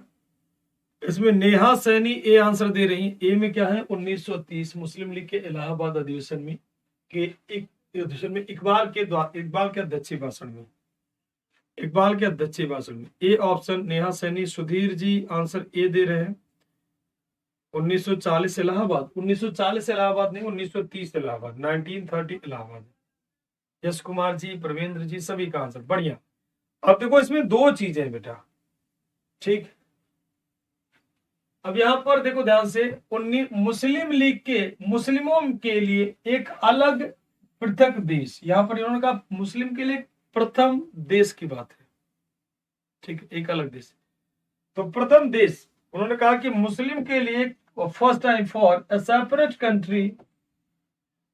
Country for Muslim. तो 1930 का, 1930 का इकबाल के प्रेसिडेंशियल स्पीच में इलाहाबाद सेशन में, मुस्लिम के 1930 के इलाहाबाद अधिवेशन में मोहम्मद इकबाल जो उसके अध्यक्ष थे, वो अपने स्पीच में कहते हैं कि मुस्लिम के लिए एक अलग निर्वाचन क्षेत्र, मतलब मुस्लिम के लिए एक अलग देश होना चाहिए। उन्होंने पाकिस्तान जैसा कोई शब्द यूज ही नहीं किया था, पाकिस्तान यूज नहीं किया था, मुस्लिम के लिए बात कर रहे हैं। पाकिस्तान है, अगर यहां पर होता पाकिस्तान के लिए एक अलग देश या पाकिस्तान पूरी तरह से, तब वहां पर कहानी अलग बन जाती है। इन्होंने कहा मुस्लिम के लिए। यहां पर ध्यान से समझना, क्वेश्चन हम लोग यही मिस्टेक करते हैं, या तो इसे मार देते हैं, या फिर लाहौर अधिवेशन मार कर देते हैं, या कैम्ब्रिज यूनिवर्सिटी वाला हिसाब किताब मार कर देते हैं। तो ये यहां पर पूछ रहा कि एक पृथक देश, एक अलग देश की मांग, तो जो है किसने, तो मोहम्मद इकबाल ने। अब यहां पर सवाल होता है कि मोहम्मद इकबाल ने एक बड़ा प्यारा सा गाना दिया, कौन सा गाना दिया, फटाफट तेजी से बताओ। मोहम्मद इकबाल ने एक सॉन्ग दिया, बड़ा बढ़िया सॉन्ग दिया है, जल्दी से बताओ मोहम्मद इकबाल ने क्या लिखा था। तो ये आपका हो जाएगा आंसर क्या, तो 1930 now and never. Now and never एक पंपलेट था जो कैम्ब्रिज यूनिवर्सिटी में आता है। Now and never, now and never एक पंपलेट्स होता है, पैम्पलेट्स। ये पैम्पलेट क्या होता है, तो ये कैम्ब्रिज यूनिवर्सिटी में आता है। कौन सा, तो कैम्ब्रिज यूनिवर्सिटी में। कैम्ब्रिज यूनिवर्सिटी का एक स्टूडेंट था, उस स्टूडेंट का नाम था चौधरी रहमत अली। इस पैम्पलेट में पहली बार 3 चीजें आती हैं, इस पैम्पलेट में पहली बार 3 चीजें आती हैं। क्या आता है, तो पाकिस्तान, ध्यान रखना पाकिस्तान, यहां पर पाकिस्तान नहीं आता, पाकिस्तान, पाकिस्तान नहीं, पाकिस्तान बाद में जुड़ता है, पाकिस्तान। ये आई बाद में जुड़ता है, आई बाद में जुड़ता है, ये आई बाद में ऐड होता है, पाकिस्तान, ये आई बाद में आता है। इसमें इस बात को देने वाला पर्सन कौन था, तो रहमत अली, चौधरी रहमत अली ने पाकिस्तान वर्ड दिया था पहली बार। इसमें सभी का मीनिंग अलग अलग, जैसे रहमत अली ने कहा पी का मतलब क्या, तो पंजाब, ठीक, पी का मतलब पंजाब। ए का मतलब क्या होगा, तो ए का मतलब अफगानिस्तान, ए का मतलब अफगानिस्तान। के का मतलब कश्मीर, के का मतलब कश्मीर। एस का मतलब हो गया सिंध, सिंध। और यहां पर तान का मतलब हो गया TAN, तान का मतलब हो गया क्या, तो बलूचिस्तान, बलूचिस्तान। ये आखिरी वाला वर्ड लिया गया बलूचिस्तान, बाकी सबका पहला पहला। उन्होंने कहा ये ऐसे क्षेत्र हैं, कश्मीर, अफगानिस्तान, ये ऐसे क्षेत्र हैं, हाँ, सारे जहां से अच्छा हिंदुस्तान हमारा, सरफरोशी की तमन्ना अब हमारे दिल में है, देखना है जोर कितना। ये किसी और का है बेटा, ये किसी और का है, ठीक है ना। किसका है, सरफरोशी की तमन्ना अब हमारे दिल में है, देखना है जोर कितना बाजुए का दिल में। सारे जहां से अच्छा हिंदुस्तान हमारा, हम बुलबुले हैं इसकी ये गुलिस्तां हमारा। बचपन में गाया करते रहे होगे आप में से बहुत सारे बच्चे, इस गाने को गाने गाते रहे होंगे, ठीक। फिर भी इतना बड़ा ब्लंडर कभी कभी काहे करते हो, ठीक। चलिए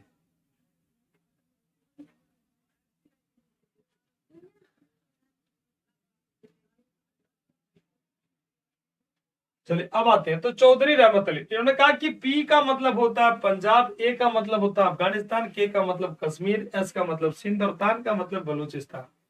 तो ये ऐसे सेक्टर है जहां पर मुस्लिम की जनसंख्या खूब ज्यादा है। अगर इन्हीं को बना दिया जाए, इन्हीं को मिला दिया जाए, तो एक शब्द आया पाकिस्तान। बाद में इसमें आई बाद में जुड़ा है, ये बाद में इसमें जुड़ा गया है आई। ठीक है। बाद में इसे पाकिस्तान को क्या कर दिया गया, तो आई जोड़ दिया गया। आई का मतलब कुछ नहीं होता, तो इसी को कहते हैं पाकिस्तान। किसने दिया था, तो चौधरी रहमत अली कैम्ब्रिज यूनिवर्सिटी का एक छात्र था, उसी ने पहली बार ये पाठ दिया था। ठीक है, क्लियर है सभी का। और पाकिस्तान की प्रॉपर डिमांड हो जाती है 1940 के लाहौर अधिवेशन से। कब, तो 1940 के लाहौर सेशन से। प्रारंभिक कांग्रेस का नेतृत्व किसके हाथों में था, क्रांतिकारियों के हाथे में, उग्रवादियों के हाथे में, उदारवादियों के, आतंकवादियों के। इन whose hand was the leadership of the early Congress was, Congress का प्रारंभिक नेतृत्व किसके हाथों में था, कांग्रेस का पहला नेतृत्व, प्रारंभिक नेतृत्व किसके हाथों में था, तो रिवोल्यूशनरीज के हाथ में, एक्सट्रीमिस्ट के हाथ में, लिबरल्स के हाथ में, या टेररिस्ट के हाथ में। अब देखना कोई बच्चा गलती से डी मत मार कर देना, बाकी कुछ भी कर दो। इसका आंसर तो सारे बच्चों का देखे जरा क्या आ रहा है। यश कुमार जी कहते हैं बी, समन सावंत जी कहते हैं बी, पूरा पटेल जी पूरे एनर्जी में कह रहे हैं गुरु जी क्रांतिकारियों के हाथों में, कैप्टन एमएस जी भी ये आंसर कैसे दे रहे हैं, शादिया कह रही है B answer, Shalini Gupta B answer, Yuvraj Chaudhary B answer, Abhisha, Rupesh Sahu, ठीक सभी का ए आंसर, अनीशा, सुधीर कुमार सैन, सभी का B answer, B answer, B answer सारे बच्चों का। बढ़िया बच्चों, बढ़िया आंसर। हाँ हाँ, चलो शुक्र है किसी ने डी नहीं मार किया गलती से। तो देखो आतंकवादियों का तो कोई मतलब ही नहीं बनता है, तो पहले ही बार हो गया। ठीक, क्रांतिकारी कांग्रेस में जुड़ते ही नहीं है। कांग्रेस में दो ही लोग रहते हैं, या तो मॉडरेट रहते हैं यानी लिबरल रहते हैं, या फिर एक्सट्रीमिस्ट रहते हैं। एक्सट्रीमिस्ट बाद में जुड़ते हैं। इसी बात को लेकर के तो विभाजन हो जाता है 1907 में। तो पहले इनका जितना कांग्रेस का लीडरशिप था किसके, तो उदारवादियों के हाथों में था। जो लिबरल लोग थे उनके हाथों में था, चाहे वो आपके कोई भी पर्सन हो, चाहे वो आपके दादा भाई नौरोजी जी हो, चाहे बदरुद्दीन तैयब जी हो, चाहे कोई भी पर्सन हो, सब लिबरल लोग होते थे। तो यहां पर आंसर हो जाता है क्या, बी आप लोगों का राइट आंसर हो गया। क्वेश्चन नंबर 29, भारत में आधुनिक शिक्षा प्रणाली की नींव किससे पड़ी, who laid the foundation of modern education system in India, charter act 1813, जो memories of Macaulay 1835, Hunter commission 1882, और डिस्पैच 1854। 1813 का चार्टर अधिनियम, 1835 का मैकाले स्मारक पत्र, 1882 का हंटर आयोग, 1854 का वुड डिस्पैच। तो भारत में आधुनिक शिक्षा का नींव कौन से पड़ता है, तो आधुनिक शिक्षा का नींव कब पड़ता है, तो मैकाले 1835 का मैकाले स्मारक पत्र क्या कहता है। मैकाले जो आता है किसके, तो लॉर्ड माउंटबेटन का नाम सुना होगा आपने, लॉर्ड माउंटबेटन। लॉर्ड माउंटबेटन जो थे, लॉर्ड माउंटबेटन उन्हीं के समय में आता। लॉर्ड माउंटबेटन जो भारत के उस समय क्या थे, तो गवर्नर जनरल थे, उन्हीं के समय में मैकाले मिनट्स आता है, जिसमें क्या था, तो ब्रिटिश शिक्षा को भारत में लाने की बात थी। और यहीं से आधुनिक शिक्षा पर मॉडर्न एजुकेशन सिस्टम की जो स्टार्टिंग मानी जाती है वो कौन से, तो मैकाले के स्मरण पत्र से मॉडर्न एजुकेशन की स्टार्टिंग मानी जाती है। दैट मींस क्या होता है, 29 का आपका बी आप लोगों का राइट आंसर हो जाएगा। इनमें से इसने भारतीयों को यह पाठ पढ़ाया कि संगठन ही शक्ति है। कौन सा ऐसा चीज है बताता है, इसने भारतीयों को यह पाठ पढ़ाया कि संगठन ही शक्ति है। किसने कहा था, who said the taught the Indians, who taught the Indians the lesson that organization is strength। कहते ना, कहते अकेले चना भाड़ नहीं फोड़ सकता। कभी कभी कहावत है कि अकेले चना भाड़ नहीं फोड़ सकता है, तो अकेले चना भाड़ फोड़ने की बातें नहीं होती। जब हम सारे लोग, अभी देखो अकेले अकेले कहा जाए तो आप अकेले तो इंडियन हो ही, अकेले तो एक व्यक्ति हो, लेकिन जब हम कहते हैं हम भारत के लोग, जो हमारा कॉन्स्टिट्यूशन का जो पहला लाइन ही है, we are the people of India, मतलब हम भारत के लोग, तो हम में एक शक्ति होती है, हम में एक शक्ति होती है। तो वही चीज ब्रिटिश जब इकट्ठा थे, हम लोगों को कोई भी थोड़े से पैसे दे के इंडिया वालों को खरीद भी सकता था, क्योंकि अंग्रेजों की गुलाम अंग्रेज भारत में क्यों सक्सेसफुल थे, तो अंग्रेजों के सक्सेसफुल होने का सबसे बड़ा रीजन ये भी था कि इंडिया वालों को थोड़े से अमाउंट बढ़ा दो, तो राजा की नौकरी छोड़ के दूसरे के यहां छोड़ देते हैं। ठीक है, लेकिन आप देखो कि अभी भी इंडिया में बहुत सारे लोग हैं, बहुत सारे क्या 90% इंडिया में लोग हैं कि अगर एक बार जुबान दे दी तो मुकरते नहीं, चाहे कुछ भी हो जाए। 10% का मैं नहीं कहता, तो ये कि शक्ति जो आपको देखने को मिलती है किसमें, तो इल्बर्ट बिल विधेयक। इल्बर्ट बिल विधेयक में क्या था कि जो यूरोपीय जज हैं और जो इंडियन जज हैं दोनों को एक बराबर लाने की बात थी। 1883 का ये बिल है, 1883 में लाया गया था। ठीक, तो इस बिल में क्या था कि जो यूरोपियन जज है और जो इंडियन जज है दोनों को क्या करना, बराबर करना, इस बात को लेकर के बिल आता है। और सारे यूरोपीय इस बिल के विरोध में हो जाते हैं और वहीं से भारत वालों को समझ में आता है कि एकता में कितनी शक्ति है। ठीक है ना, तो एकता में कितनी शक्ति, ये बात हमें पता चलती है कौन से, तो इल्बर्ट बिल से। Indian war of independence 1857, the author of Indian war of independence 1857 का लेखक है, कौन था लेखक है, SN Sen, RC Majumdar, SB Chaudhary, VD Savarkar, SN Sen, VD Savarkar, RC Majumdar, SB Chaudhary. तो इंडियन वॉर ऑफ इंडिपेंडेंस के लेखक कौन है, तो इंडियन वॉर ऑफ इंडिपेंडेंस के लेखक कौन है, तो बड़ा प्यारा नाम है विनायक दामोदर सावरकर। नाम सुना ही होगा, विनायक दामोदर सावरकर, यानी कौन, तो वीडी सावरकर आपका राइट आंसर होगा। ठीक, जैसे एसएल सेन ने लिखा ओनली 1857, तो सभी के कुछ ना कुछ किताबें हैं, तो इसी में मेन पर्सन की अगर बात करें तो वीडी सावरकर इसके होते हैं, विनायक दामोदर सावरकर। क्वेश्चन नंबर 32 क्या कह रहा है, vernacular press act 1878, vernacular press act 1878 और आर्म्स एक्ट 1879 का संबंध किससे है, with what is the vernacular press act 1878 and the arms act 1879 related to, Lord Curzon, Lord Lytton, Lord Clive, Lord Wavell, किससे संबंधित है, Lord Clive, Lord Wavell, Lord Curzon या फिर लॉर्ड लिटन। तो वार्नाकुलर प्रेस एक्ट कब आता, तो 1878 में, और इंडियन आर्म्स एक्ट क्या था, 1879 में। इसके तहत भारत वालों के पास जो भी अस्त्र शस्त्र बचे कुचे थे सबकी कहानी खत्म करनी थी।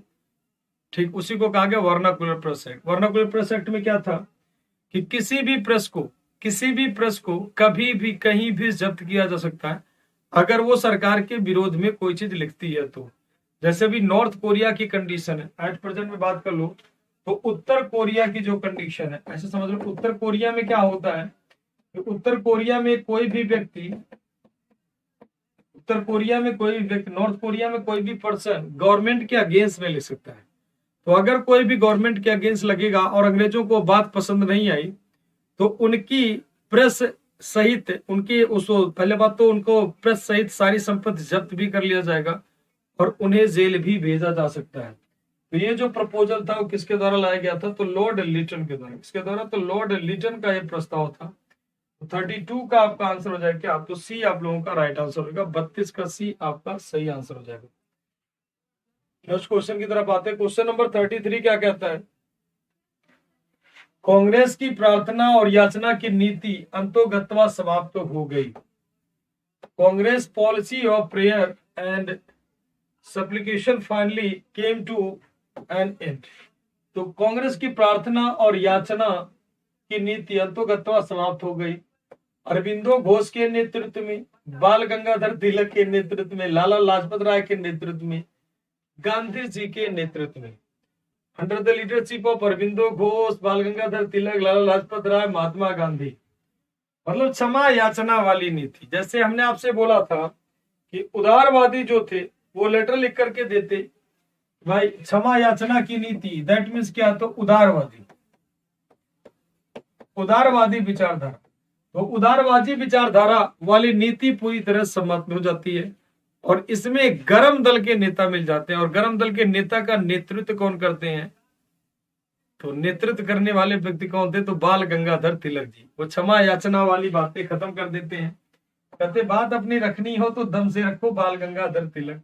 और जैसा मैंने आपको पहले बताया मराठा केसरी ये सब इनको, तो ये नरम दल वाले नहीं थे। उदारवादी मतलब कौन, तो नरम दल ऐसे कह लो, और ये थे कौन, तो गरम दल। हालांकि इसमें एक ऑप्शन अगर नहीं होगा तो आप लाला लाजपत राय भी मार्क कर सकते हो, कहीं कोई दिक्कत वाली बात है नहीं। लेकिन चूंकि आपके पास बाल गंगाधर तिलक लाला लाजपत राय से काफी सीनियर थे, एज में भी सीनियर थे, अन्य सारी चीजों में, तो आपको बाल गंगाधर तिलक जी को पहली प्रायोरिटी आपको देनी चाहिए।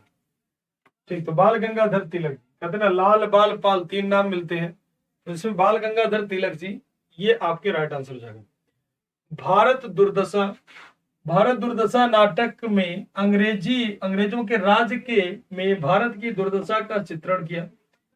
भारत में क्या क्या कंडीशन है, भारत की दुर्दशा कैसी है, उसमें पूरा इंडिया का, जैसे कहते हैं ना, किसी भी चीज को लेखकों में दम होती है, एक जो है शक्ति होती है, ऐसे कह लो कि जो ऑथर होते हैं, जो फिलोसफर होते हैं, दार्शनिक लोग होते हैं, वो अपने लेख के माध्यम से भी देश को आजाद करवा सकते हैं। इतनी उनके पास शक्ति होती है कि पब्लिक को भड़का सकते हैं। जैसे आज की मीडिया है, कोई न्यूज को इतना मसाला लगा देती है, गोदी मीडिया जिसे आज के टाइम में हम लोग बोलते हैं कि गोदी मीडिया, मतलब उससे पैसा देके जो न्यूज मन करे वो प्ले कराओ, उसी को कहते हैं गोदी मीडिया। जैसा कि आपको देखने को आजकल मिल रहा, कोई भी न्यूज चैनल उठा के देख लो, किसी की भक्ति करते हुए मिलेंगी, चाहे कोई ना कोई पार्टी, कोई ना कोई व्यक्ति, कोई ना कोई उसका भक्ति करते मिलेंगे, चाहे वो व्यक्ति गलत करे सही करे, उसके कोई फर्क नहीं पड़ता है। ठीक उसी को कहते हैं गोदी मीडिया, मतलब उन्हीं की तारीफ 24 घंटे करते हैं, उसके अगल बगल में ही घूमते रहते हैं, जैसे आज के समय में गोदी मीडिया। तो लेकिन ध्यान रखना कि उनके अंदर ये क्षमता, कला इतनी बढ़िया होती है कि पब्लिक को कैसे शांत कराना, कैसे भड़काना है। ठीक है, कला उनके अंदर बेहतरीन, शानदार होती है। तो उसी तरह से कार्ल मार्क्स का नाम सभी ने सुना होगा, उसकी एक किताब थी दास कैपिटल। दास कैपिटल में इतनी शक्ति थी, ऐसे कह लो कि पूरी पूरी रूस की क्रांति करती, जितने पूंजीपति थे सबको बर्बाद कर दिया, ये क्षमता होती थी। तो यहाँ पर बात कर ले हम लोग भारत दुर्दशा की, तो भारतेंदु हरिश्चंद्र ने उसको बड़े ढंग से प्रेजेंट किया कि भारत वालों की क्या क्या दुर्दशा है, कैसे कैसे उनके साथ हो रहा है। तो ये आपके राइट आंसर हो जाएंगे। तो भारतेंदु हरिश्चंद्र आपके सही आंसर हो जाएंगे, 34 का ए आपका सही आंसर हो जाएगा। अगले क्वेश्चन की तरफ बात कर लें।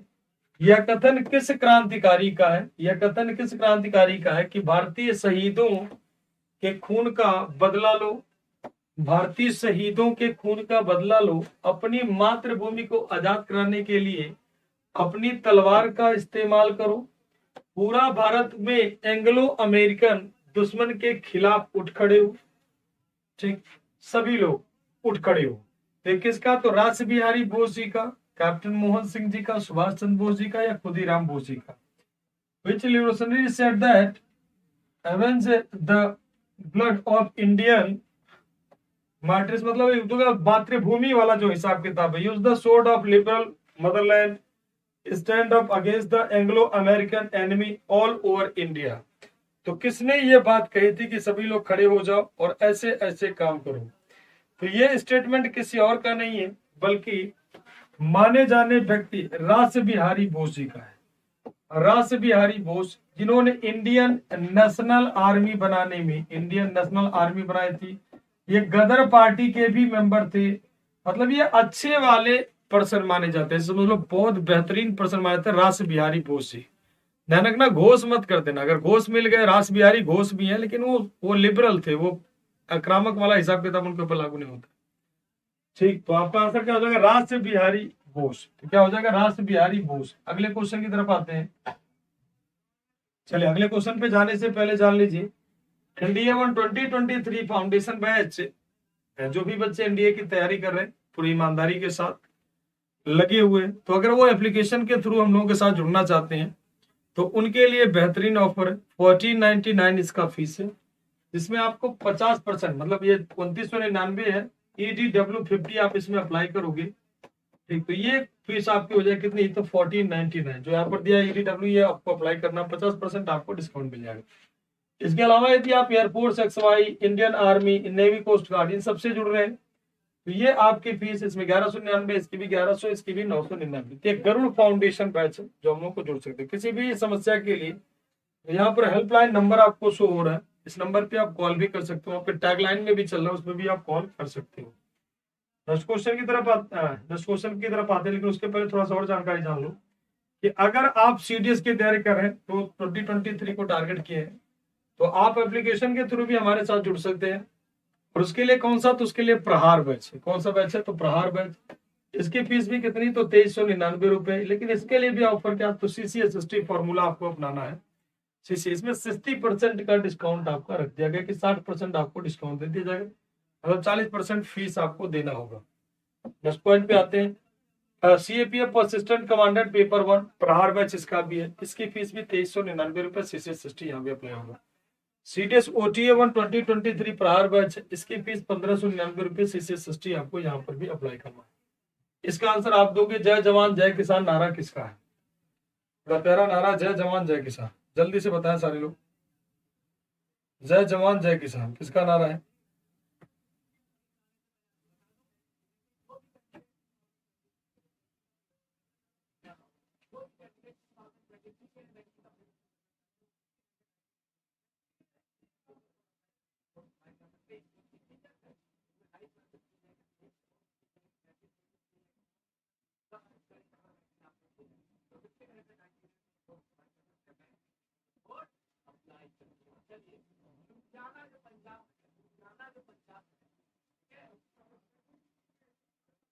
जल्दी से बताएं, जय जवान जय किसान।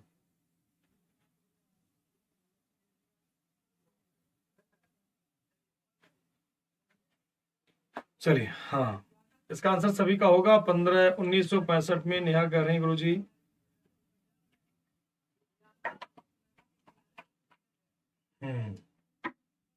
अच्छा, क्वेश्चन, जय जवान जय किसान जय विज्ञान, एक और नाम है ना, जय जवान जय किसान जय विज्ञान, वो किसका नाम है?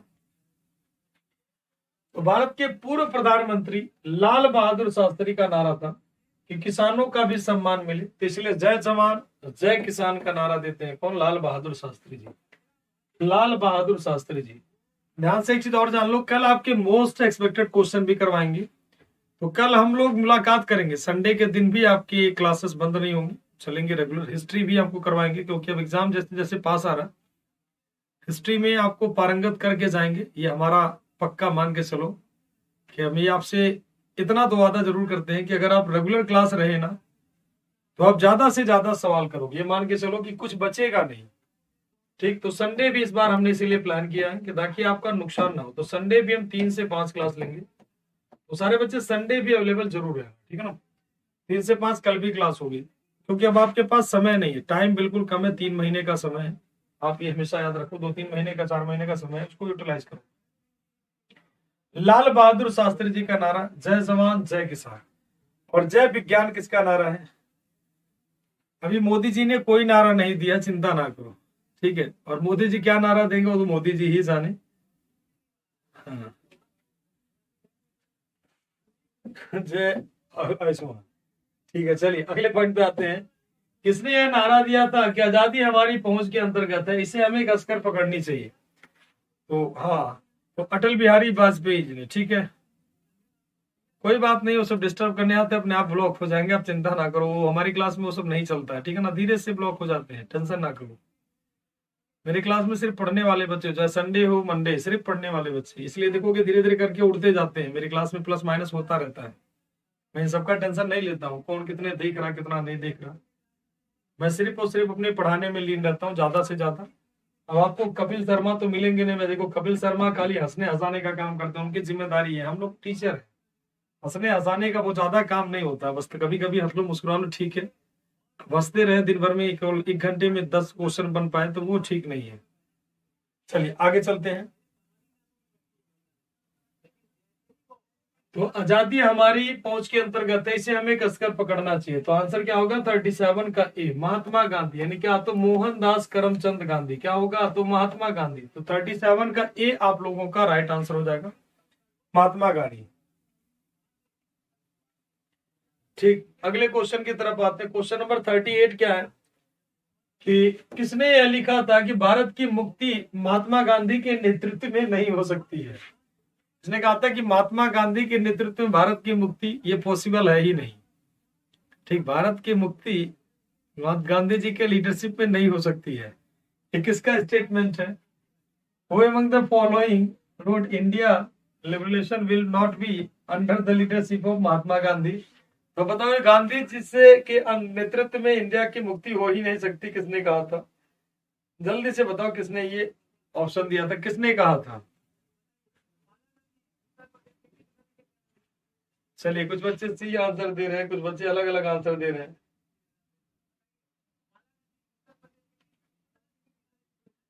जल्दी से बताएं सारे बच्चे। मोहम्मद अली जिन्ना, नहीं नहीं, जिन्ना नहीं कहेगा, जिन्ना से तो कोई मतलब नहीं, लो जिन्ना बाहर कर दे रहे हैं। अब देखो जिन्ना बाहर हो गया, ये भी बाहर हो गया, ये भी बाहर हो गया, क्योंकि इन दोनों लोगों का तो मतलब ही नहीं है, बी और सी का तो कोई लेना देना ही नहीं है। तो सुभाष चंद्र बोस जी का स्टेटमेंट है कि भारत की मुक्ति, ठीक है, हाँ, भारत की मुक्ति गांधी जी के नेतृत्व में नहीं हो सकती, क्योंकि गांधी जी के नेतृत्व जो लीडरशिप है वो बहुत ज्यादा शांति वाला है, और शांति से सब कुछ पॉसिबल नहीं होता, ये मानना था सुभाष चंद्र बोस जी का। इन्होंने कहा कि हर तरह की मदद लो, इंटरनल एक्सटर्नल सब तरह का, और गांधी जी बाहरी मदद लेने से हमेशा मना करते थे कि अगर विदेशियों से हम मदद लेंगे, जैसे मान लीजिए जापान की मदद लेते हैं, जर्मनी की मदद लेते हैं देश को आजाद कराने में, बोस जी कहते थे सबकी मदद लो, लेकिन ये गांधी नहीं मानते। गांधी जी कहते थे अगर हम दूसरों की मदद लेंगे तो बदले में हमें क्या देना पड़ेगा, ये कभी सोचा आपने कि बदले में कुछ ना कुछ तो देना पड़ेगा। जैसे आपका कोई दोस्त आपका मदद करता है तो सिंपल सा क्वेश्चन है, बदले में उसे कुछ ना कुछ चाहिए ही चाहिए। ये जरूरी नहीं है कि हो सकता है कुछ दोस्त अच्छे भी होते हैं जो कुछ नहीं चाहिए, निस्वार्थ भाव से करते हैं, लेकिन वो थोड़ी दोस्ती आपकी कम मिलेगी, बहुत सारे बचपन के दोस्त मिलेंगे, तो सब कुछ स्वार्थ से होता है। अब सवाल है सत्यार्थ प्रकाश, सत्यार्थ प्रकाश किसकी किताब है, किससे संबंधित है, तो यंग बंगाल से, ब्रह्मो समाज से, प्रार्थना समाज से, आर्य समाज से। तो सत्यार्थ प्रकाश, ठीक है, वेद भाष, सत्यार्थ प्रकाश, वेद भाष, वेद भाष्य, भूमिका, ये दोनों किसकी किताबें हैं, तो सत्यार्थ प्रकाश, वेद भाष्य, वेद भाष्य, वेद भाष्य भूमिका, वेद भाष्य भूमिका, ये सब किसकी किताबें हैं, तो आर्य समाज की किताबें हैं। आर्य समाज 1875 में बना था, कहां पर, तो बॉम्बे में, कहां पर, तो मुंबई में, ठीक। इसके फाउंडर कौन थे, तो स्वामी दयानंद सरस्वती जी थे। इसके फाउंडर कौन थे, तो स्वामी दयानंद सरस्वती जी इसको बनाते हैं, और ये इन्हीं के द्वारा लिखी गई किताब, दयानंद सरस्वती जी के द्वारा इसे बनाया गया था। स्वामी दयानंद सरस्वती क्या बनाते हैं, तो आर्य समाज, तो आर्य समाज स्वामी दयानंद सरस्वती बनाते हैं कब, तो 1875 में। वेद भाष्य भूमिका, आर्य समाज वालों ने एक आंदोलन चलाया था जिसे कहते हैं शुद्धि मूवमेंट। क्या, तो शुद्धि आंदोलन चलाते हैं, शुद्धि मूवमेंट। शुद्धि मूवमेंट में क्या था कि जो नॉन हिंदू लोग हैं, जो गैर हिंदू लोग हैं, उनको हिंदू धर्म में कन्वर्ट करना शुद्धि मूवमेंट कहा जाता। आर्य समाज के लोग चलाते हैं। तो आर्य समाज के लोग जो गैर, मतलब जो कभी किसी और धर्म में कन्वर्ट हो गए या दोबारा हिंदू धर्म में आना चाहते हैं, तो किसी भी व्यक्ति को हिंदू धर्म स्वीकार कराने के लिए एक आंदोलन चलाया गया था। कौन, शुद्धि मूवमेंट। किसने चलाया था, तो आर्य समाज के लोगों ने चलाया, ठीक। तो ये हो गया आपका आर्य समाज। अब यहाँ पर बात कर लेते हैं, स्वदेशी राज्य चाहे वह कितनी ही त्रुटियों से पूर्ण हो, अच्छे से अच्छे विदेशी राज्य से कहीं अधिक अच्छा माना जाता है। तो अच्छे से अच्छे स्वदेशी राज्य कितनी भी त्रुटिपूर्ण हो, मतलब कितनी भी खराब हो, लेकिन विदेशी राज्य से अच्छा माना जाता है। एक शब्द सुने हो ना, कहते बाहर का खाना घर का खाना। एक छोटा सा एग्जांपल ले लो, बाहर का खाना आप 2 दिन खा सकते हो, 4 दिन खा सकते हो, इससे ज्यादा नहीं। एक समय के बाद लगेगा नहीं यार, घर का खाना मिले तो बढ़िया है। कहते ना, घर की दाल रोटी बढ़िया होती है, बाहर की जो आपके जो 56 भोग बने होते हैं उससे बेटर होता है। तो घर का खाना, जैसे कहते हैं ना, घर का खाना घर का खाना। तो एक छोटा सा एग्जाम्पल, घर का रूल, अपने परिवार के बीच में रहना, अपने लोगों के बीच में रहना दूसरे जगह रहने के कंपेयर में काफी अच्छा है। जब आप विदेशों में जाओगे, अमेरिका वगैरह अन्य कंट्रीज में, आपके साथ कोई होली दिवाली सेलिब्रेट करने वाला नहीं होगा, तो आपको विदेशी का मीनिंग समझ में पूरी तरह से आएगा कि एक्चुअल में विदेशी क्या होते हैं। जैसे आप घर से बाहर अगर रह के पढ़ते हो, घर से बाहर आप दिल्ली मुंबई बड़े बड़े शहरों में रह के पढ़ाई करते हो, तो आपको फील होता है कि यार यहाँ पे काश हमारे घर के लोग होते। तो उसी तरह से कहा गया कि विदेशी, स्वदेशी शासन जो होता, स्वदेशी राज्य जो होता, चाहे कोई भी राजा हो भारत का, वो समस्या चीजों को समझेगा, लेकिन विदेशी जो आएंगे वो नहीं समझेंगे। ये कहने वाले पर्सन कोई और नहीं थे, बल्कि कौन थे, तो भारत के मार्टिन लूथर किंग जो कहलाते हैं, Martin Luther king of India. Martin Luther king of India कौन कहलाते हैं, तो स्वामी विवेकानंद। तो Martin Luther king of India जिन्हें कहा जाता है स्वामी दयानंद सरस्वती जी को इन्हें कहते हैं मेकर ऑफ मॉडर्न इंडिया। इन्हें कहा जाता है क्या? तो maker of modern India, maker of modern India, आधुनिक भारत के निर्माता कहे जाते हैं। कौन? स्वामी दयानंद सरस्वती। इनके बचपन का नाम क्या था? बताओ कमेंट करके, इनके बचपन का नाम क्या था? तो स्वामी दयानंद सरस्वती जी। अगले क्वेश्चन की जाते, क्वेश्चन नंबर 41 क्या कहना? भारतीय स्वतंत्रता की प्राप्ति में सहायक तत्व क्या थे? What was the helpful factor in the attainment of Indian independence? भारतीय स्वतंत्रता की प्राप्ति में क्या सहायक थे? इस क्वेश्चन को थोड़ा कॉन्सेप्ट बेस भी है, तो इसको थोड़ा ज्यादा कॉन्सेप्ट से पढ़ना है। ठीक, इसको थोड़ा कॉन्सेप्चुअल बेस भी है, तो इसको थोड़ा सा father of Indian unrest Arya Samaj को कहते हैं बेटा, आर्य समाज को। ठीक, आर्य समाज को कहा जाता है फादर ऑफ इंडियन अनरेस्ट। ठीक है, और पर्सन के रूप में बाल गंगाधर तिलक जी को। हाँ, नेहा सैनी का आंसर आ गया मूल शंकर। गुरु जी मूल शंकर। रुपेश जी कह रहे हैं मूल शंकर। ठीक, हाँ, बढ़िया आंसर सारे बच्चों का, बढ़िया आंसर सारे बच्चों का, बढ़िया बढ़िया आंसर। ठीक, चलिए, मूल शंकर सारे बच्चों का आंसर बढ़िया है। मयंक गुप्ता जी का। अब आते हैं यहाँ पर भारतीय स्वतंत्रता की प्राप्ति में सहायक तत्व कौन से हैं? तो भारतीय राष्ट्रीय आंदोलन की शक्ति, यानी power of Indian national movement. दूसरा, युद्ध के बाद इंग्लैंड की कमजोर स्थिति, weak position of England after the war, Britain के मजदूरों की दलीय सरकार, labour party government of Britain, उपयुक्त सभी, यानी ऑल ऑफ द एबव। तो इसमें से कौन सा आंसर आपका क्या होगा तो सही होगा? फटाफट तेजी से बताओ, इसमें क्या आंसर होगा कि भारतीय स्वतंत्रता की प्राप्ति में सहायक तत्व क्या थे? तो इसका राइट आंसर क्या होगा? भारतीय राष्ट्रीय आंदोलन की शक्ति। तो सही या गलत? तो बिल्कुल ठीक बात है। युद्ध के बाद इंग्लैंड, तो युद्ध के आंदोलन की शक्ति मतलब भारत में जितने भी आंदोलन में सहायक कौन हुए? तो आंदोलन की शक्ति, गांधी आंदोलन कर रहे थे, अन्य सारे लोग आंदोलन कर रहे थे। तो ये तो पहला ठीक ही है, कहीं कोई दिक्कत वाली बात है ही नहीं। दूसरा बात कर, युद्ध के बाद कमजोर स्थिति इंग्लैंड की। अगर इंग्लैंड पावरफुल होता तो रियली मान लो कि भारत को आजाद नहीं करता। अगर इंग्लैंड पावरफुल होता तो इंडिया को आजाद नहीं करता। उसकी स्थिति काफी कमजोर हो गई थी, क्योंकि जर्मनी का हिटलर उन्हें खूब परेशान कर रहा था, तो उसकी सिचुएशन काफी वीक हो गई थी।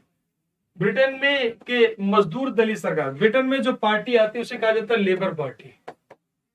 कौन सा? तो लेबर पार्टी बनती है, और लेबर पार्टी में जो होते हैं किसके? तो एक नाम सुना होगा, क्लीमेंट एटली। क्लीमेंट एटली लेबर पार्टी के प्रधानमंत्री बन जाते हैं। ये ब्रिटेन के पीएम बन जाते हैं, प्रधानमंत्री बन जाते हैं।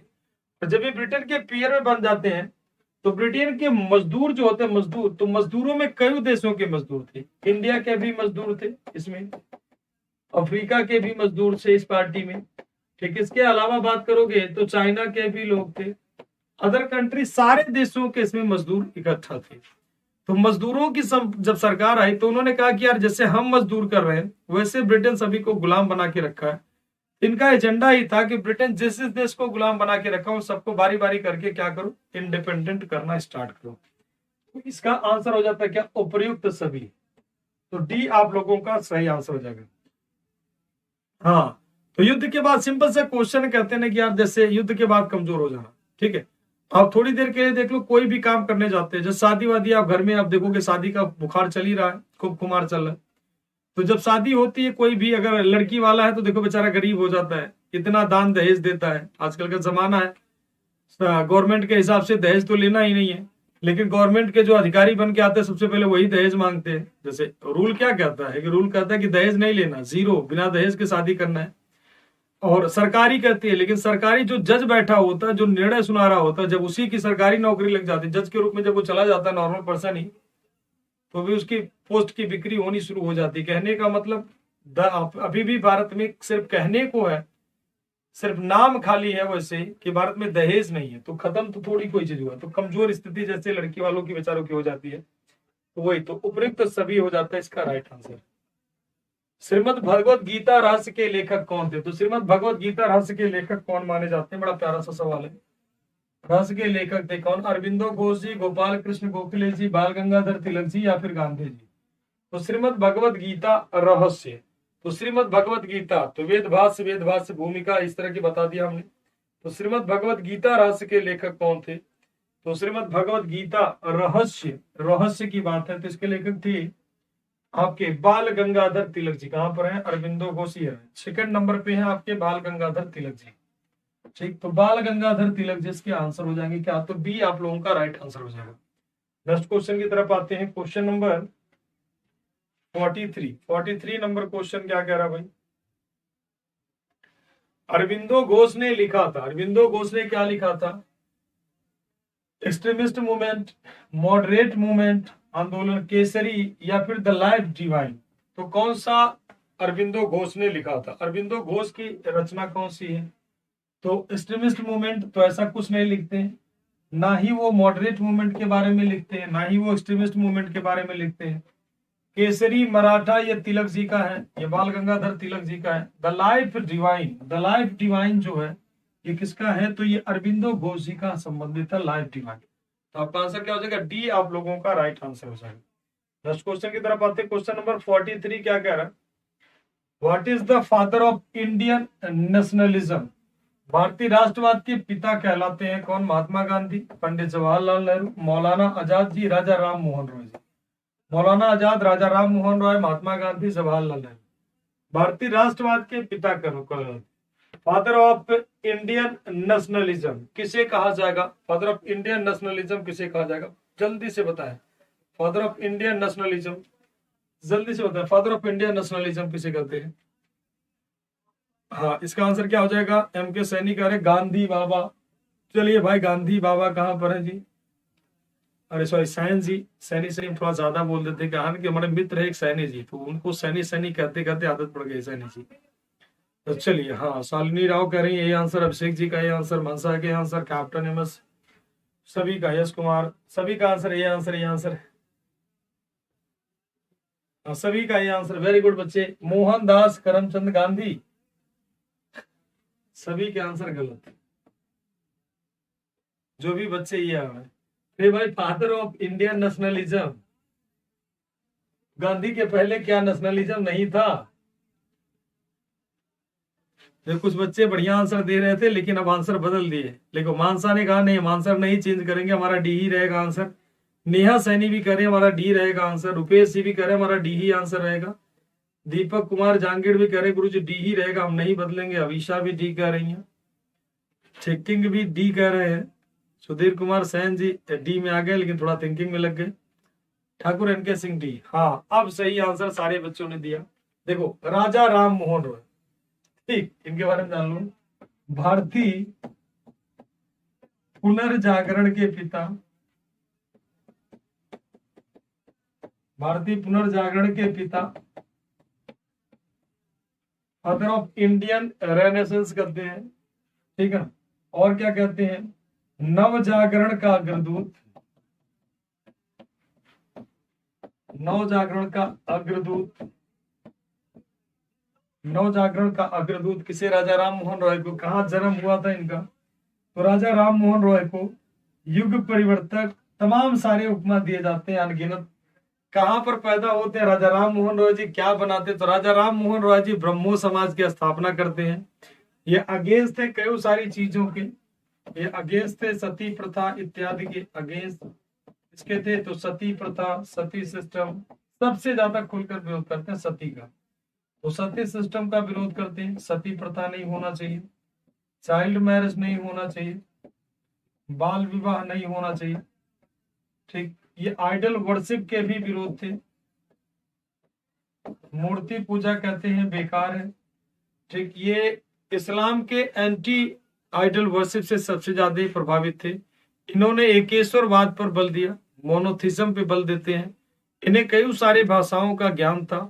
ये राधा नगर में पैदा हुए, ठीक। तो काफी अच्छे पर्सन थे। कौन? तो राजा राम मोहन रॉय जी।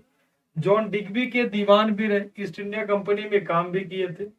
इन्हें राजा की उपाधि अकबर सेकंड के द्वारा प्रदान की गई थी। द्विराष्ट्र सिद्धांत का प्रतिपादन किसके द्वारा किया गया था? तो दो राष्ट्र का सिद्धांत। जैसे मोहम्मद इकबाल की अगर बात करोगे तो मोहम्मद इकबाल ने एक शब्द कहा था कि मुस्लिम के लिए एक अलग क्षेत्र हो। इन्होंने दो राष्ट्र वाली बातें नहीं की थी, ये सब कहा था उन्होंने कि मुस्लिम का एक पृथक क्षेत्र हो। लेकिन दो राष्ट्रवादी सिद्धांत की बात की थी चौधरी रहमत अली ने। Now and never now and never, अभी थोड़ी देर पहले आपने किताब देखा था, उसी में मैंने आपको समझाया था पाकिस्तान वाला कॉन्सेप्ट। तो उसी को दो राष्ट्र थ्योरी का प्रतिपादन किसने किया था? तो चौधरी रहमत अली ने। बाद में मोहम्मद अली जिन्ना इसी को पूरी तरह से लागू करता है। मुस्लिम लीग ने पाकिस्तान की मांग का प्रस्ताव सबसे पहले कब रखा था? अब देखो, पाकिस्तान की मांग पूरी तरह से पहली बार रखी गई थी कौन से प्रपोजल में? When did the Muslim League propose the demand of for Pakistan first time? तो फर्स्ट टाइम पाकिस्तान की डिमांड मुस्लिम लीग ने कब रखी थी? तो 1940 के कौन से? तो लाहौर अधिवेशन, लाहौर सेशन में 1940 के मोहम्मद अली जिन्ना। इसमें एक अलग मुस्लिम क्षेत्र की वो थी, इसमें एक अलग मुस्लिम क्षेत्र, पाकिस्तान नहीं था। 1930 में एक प्रथम मुस्लिम क्षेत्र था, ठीक है ना? हाँ, प्रथम मुस्लिम क्षेत्र था।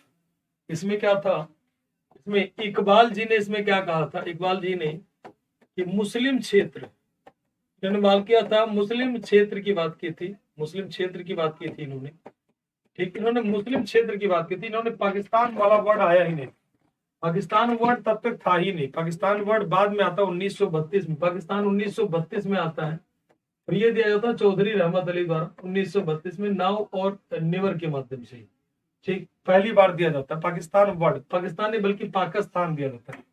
1940 के लाहौर अधिवेशन आपका राइट आंसर हो जाएगा, ठीक। नेक्स्ट क्वेश्चन की तरफ आगे बढ़ते हैं। क्वेश्चन नंबर 47 क्या कह रहा हूं? निम्नलिखित में से कौन सा एम एन रॉय की उत्तर प्रवासी समुदाय जो साम्यवादी पत्रिका थी? किसान सभा, वैनगार्ड, द वर्कर, अनुशीलन समिति। तो कौन इनकी किताब थी? The worker. क्या थी इनकी? फटाफट तेजी से बताएं, ठीक है। एम एन रॉय क्या थे? तो भारतीय कम्युनिस्ट पार्टी के मेंबर थी, ठीक है ना? तो कौन सा? तो कम्युनिस्ट पार्टी की मैगजीन मानी जाती थी। तो कम्युनिस्ट पार्टी की जो मैगजीन मानी जाती थी उसे कहते थे वैनगार्ड। वैनगार्ड कम्युनिस्ट पार्टी की मैगजीन मानी जाती, कौन? तो वैनगार्ड। अनुशीलन समिति क्रांतिकारी समिति थी, ये रिवोल्यूशनरी जो थी,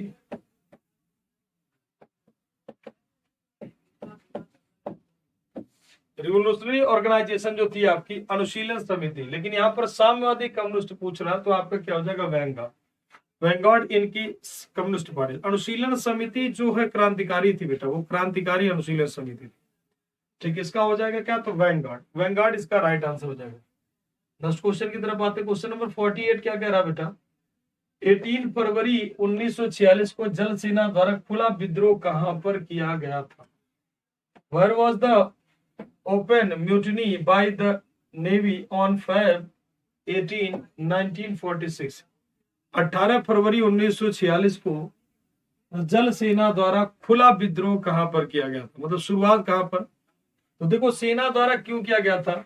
जल सेना द्वारा, इंडियन नेवी द्वारा विद्रोह क्यों किया गया था? तो नेवी द्वारा रिवोल्ट करने के पीछे क्या कारण था? तो बैड फूड, फूड को लेकर के, खाना को लेकर के, अन्य सारी चीजों को लेकर। खाना बहुत ही खराब था, और बहुत खराब खाना था, और ब्रिटिशर्स को अलग क्वालिटी की चीजें मिलती, इंडियन को साथ पूरा डिस्क्रिमिनेट किया जाता है इंडियन सोल्जर्स के साथ। इस बात को लेकर के बॉम्बे में, ठीक, बॉम्बे के जितने भी लोग थे वो सब मिलकर के, हाँ, मुंबई या बॉम्बे, बॉम्बे के जितने भी लोग थे सब पूरा का पूरा विद्रोह करते हैं, और उसी को कहा जाता है क्या? तो उसी बात को लेकर के लोग विरोध करते हैं। तो बी आपका राइट आंसर हो जाएगा, ठीक है ना?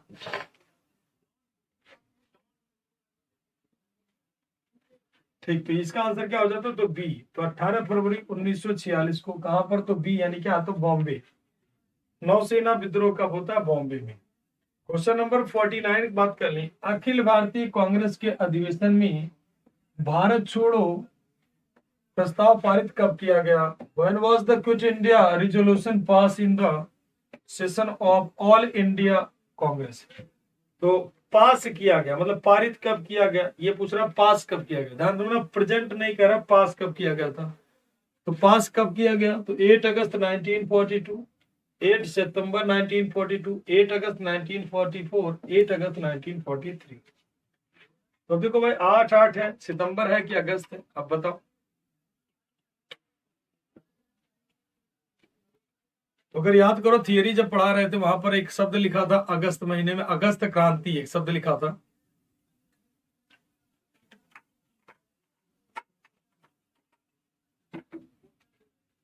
भारत छोड़ो आंदोलन की अगर हम लोग बात कर लें, क्विट इंडिया मूवमेंट की बात कर लें, तो इसे अगस्त क्रांति कहते हैं। अगस्त रिवॉल्यूशन कहलाता है। दैट मीन्स क्या, तो अगस्त क्रांति कहलाता है।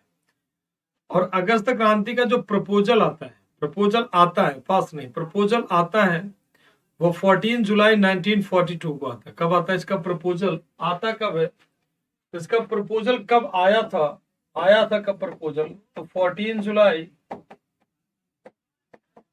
1942 को। लेकिन ये पास कब हुआ था, तो ये पास होता है कब, तो 8 अगस्त 1942 को। कहां पर, तो ग्वालियर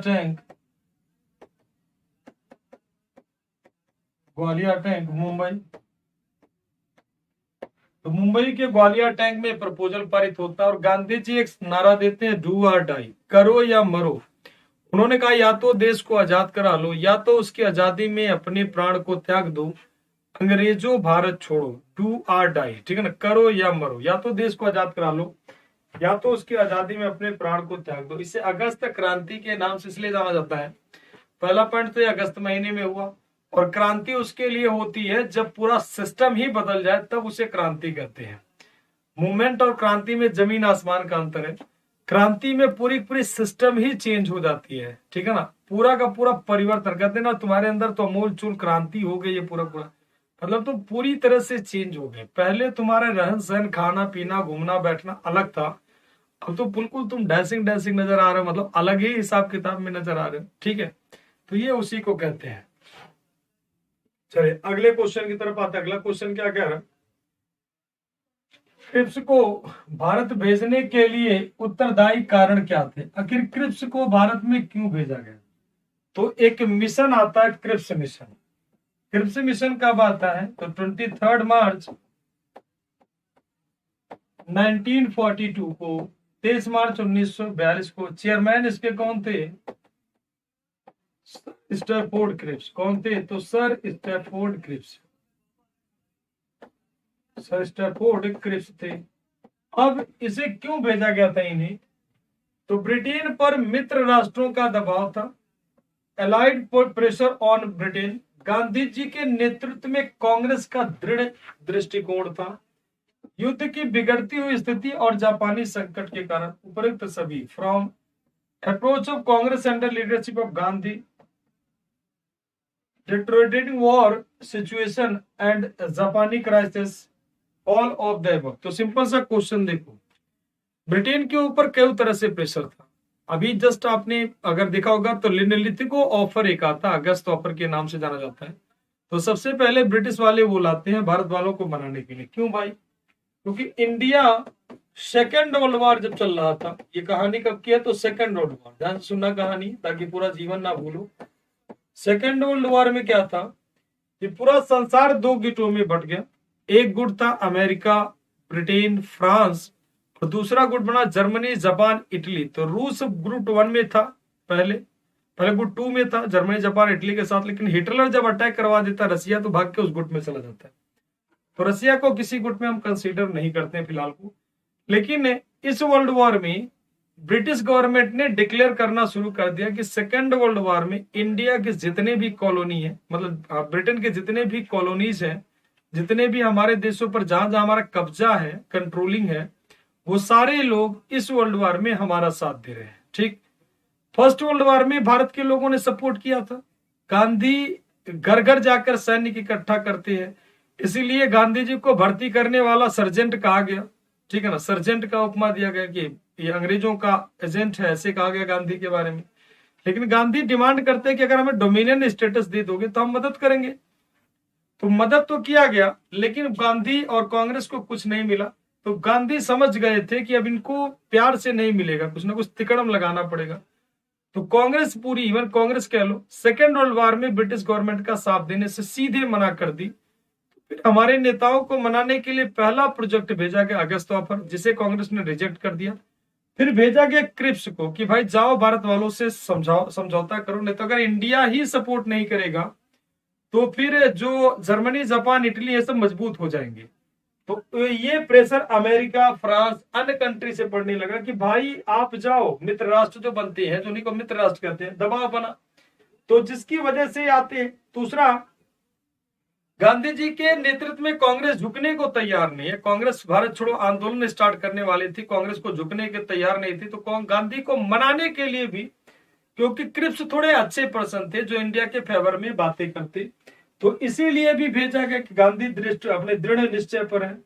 तीसरी, युद्ध की बिगड़ती हुई स्थिति। युद्ध में ब्रिटिश गवर्नमेंट का हार होने की संभावना प्रबल दिख रही थी कि ब्रिटिश गवर्नमेंट कमजोर नजर आ रहा था, और इधर हिटलर खतरनाक अंदाज में था। अगर रसिया पर अटैक नहीं करवाता तो हिटलर था, काफी खतरनाक था। तो ब्रिटिश गवर्नमेंट की खतरनाक स्थिति थी कि इधर एक तरफ तो कॉलोनियाज हैं, उनके बहुत सारे देशों पर ब्रिटेन का कब्जा है, अब सेना उस देश में भेजे या खुद की अपनी रक्षा करे। तो ब्रिटेन फंस चुका था, ना वो खुद की रक्षा कर पा रहा था, ना अपने जहां पर उसका कंट्रोल था दूसरे देशों पे, ना उसे बचा पा रहा था। तो ये कंडीशन भी खराब हो रहे, तो युद्ध ब्रिटेन के फेवर में अगेंस्ट जा रहा था धीरे धीरे करके। जापानी संकट, उधर बोस जी पहुंच गए थे जापान में, सुभाष चंद्र बोस जी उधर धीरे धीरे करके अन्य कंट्रीज में पहुंच गए थे। तो बोस जी और जापान वाले भी एक्टिव हो रहे थे। तो ये भी कंडीशन इनका था। तो दैट मीन्स क्या, तो इसका डी आप लोगों का राइट आंसर हो जाएगा कि उपयुक्त सभी, ठीक है ना। तो उपयुक्त सभी। अब समय इजाजत नहीं दे रहा, 50 क्वेश्चन पूरे के पूरे कंप्लीट हो गए हैं। तो कल हमारी आपकी मुलाकात अब अगले सेशन में होगी, सेम इसी टाइम पे, ठीक। तो आज का सेशन कैसा रहा, तो सारे बच्चे कमेंट करके जरूर बता देना। अगर आप में से जो भी बच्चा जाने से पहले जान लीजिए एनडीए की तैयारी करें। शाम को 7 बजे एक बात और जान लीजिए, शाम को 7 PM पर एक आपका इवेंट लगा है, समग्र एनसीईआरटी। समग्र एनसीईआरटी। तो जो बच्चे आईएसपीसीएस की तैयारी करते हैं, जो भी बच्चे आईएसपीसीएस की तैयारी करते हैं, उस इवेंट को तो सबसे पहले जाकर के लाइक कर लो। समग्र सरप्राइज है, क्या सरप्राइज है देखना है, क्या सरप्राइज है आप लोगों के लिए, शायद बहुत बेहतरीन साबित हो, शायद क्या होगा ही, तो एक बार देख लेना, ठीक। और सेशन कैसा रहा ऑफलाइन कमेंट करके लाइक शेयर ये सब कर लिया करो। तो एनडीए 1 2023 को टारगेट करके गरुड़ फाउंडेशन बैच है, 1499 इसकी फीस है, 1499 रुपए। पर एयरफोर्स, नेवी, इंडियन नेवी, इन सबकी फीस बहुत ही नॉमिनल रखी गई है। सभी में जितने भी कोर्स है इंडियन आर्मी, सभी में 50% का इसमें डिस्काउंट है। और पर सीडीएस के कोई भी कोर्स खरीदते हो आप, कोई भी कोर्स परचेज करते हो, तब सभी पे 60% है। चाहे वो सीडीएस की बात कर ले, 2399 आपकी घट के हो जाएगी। सीएपीएफ प्रहार बैच है, सीडीएस ओटीए प्रहार बैच है। तो कोई भी बैच खरीदते हो तो आपकी फीस घट के हो जाएगी कितना, तो 60%। आप हम लोगों को फॉलो कर सकते हो, मुझे ही फॉलो कर सकते हो, अमरेंद्र श्रीवास्तव जी को, ठीक। हमसे बात करने के लिए गूगल डॉक फॉर्म भी आई थिंक इसमें होगा, उसमें बात कर सकते हो। तो इसमें सबसे बड़ी बात है कि आप यूट्यूब पे हम लोगों के वीडियोस देख सकते हो। यूट्यूब पे हो गया आपका, फेसबुक हो गया आपका, फॉलो कर सकते हो। टेलीग्राम, इंस्टाग्राम, तमाम सारे सोर्सेस होते हैं, कहीं भी आप फॉलो करो। डिफेंस वॉरियर के नाम से पूरी बनी होगी, वहां पर आपको जो है आप टेलीग्राम के थ्रू एग्जामपुर से जुड़ सकते हैं। एग्जामपुर डिफेंस वॉरियर टेलीग्राम में डालोगे फटाफट आ जाएगा। इंस्टाग्राम भी चैनल है जो है एग्जामपुर डिफेंस वॉरियर का, और फेसबुक भी चैनल है, फेसबुक भी है, तो इन सब पे भी आप देख सकते हो।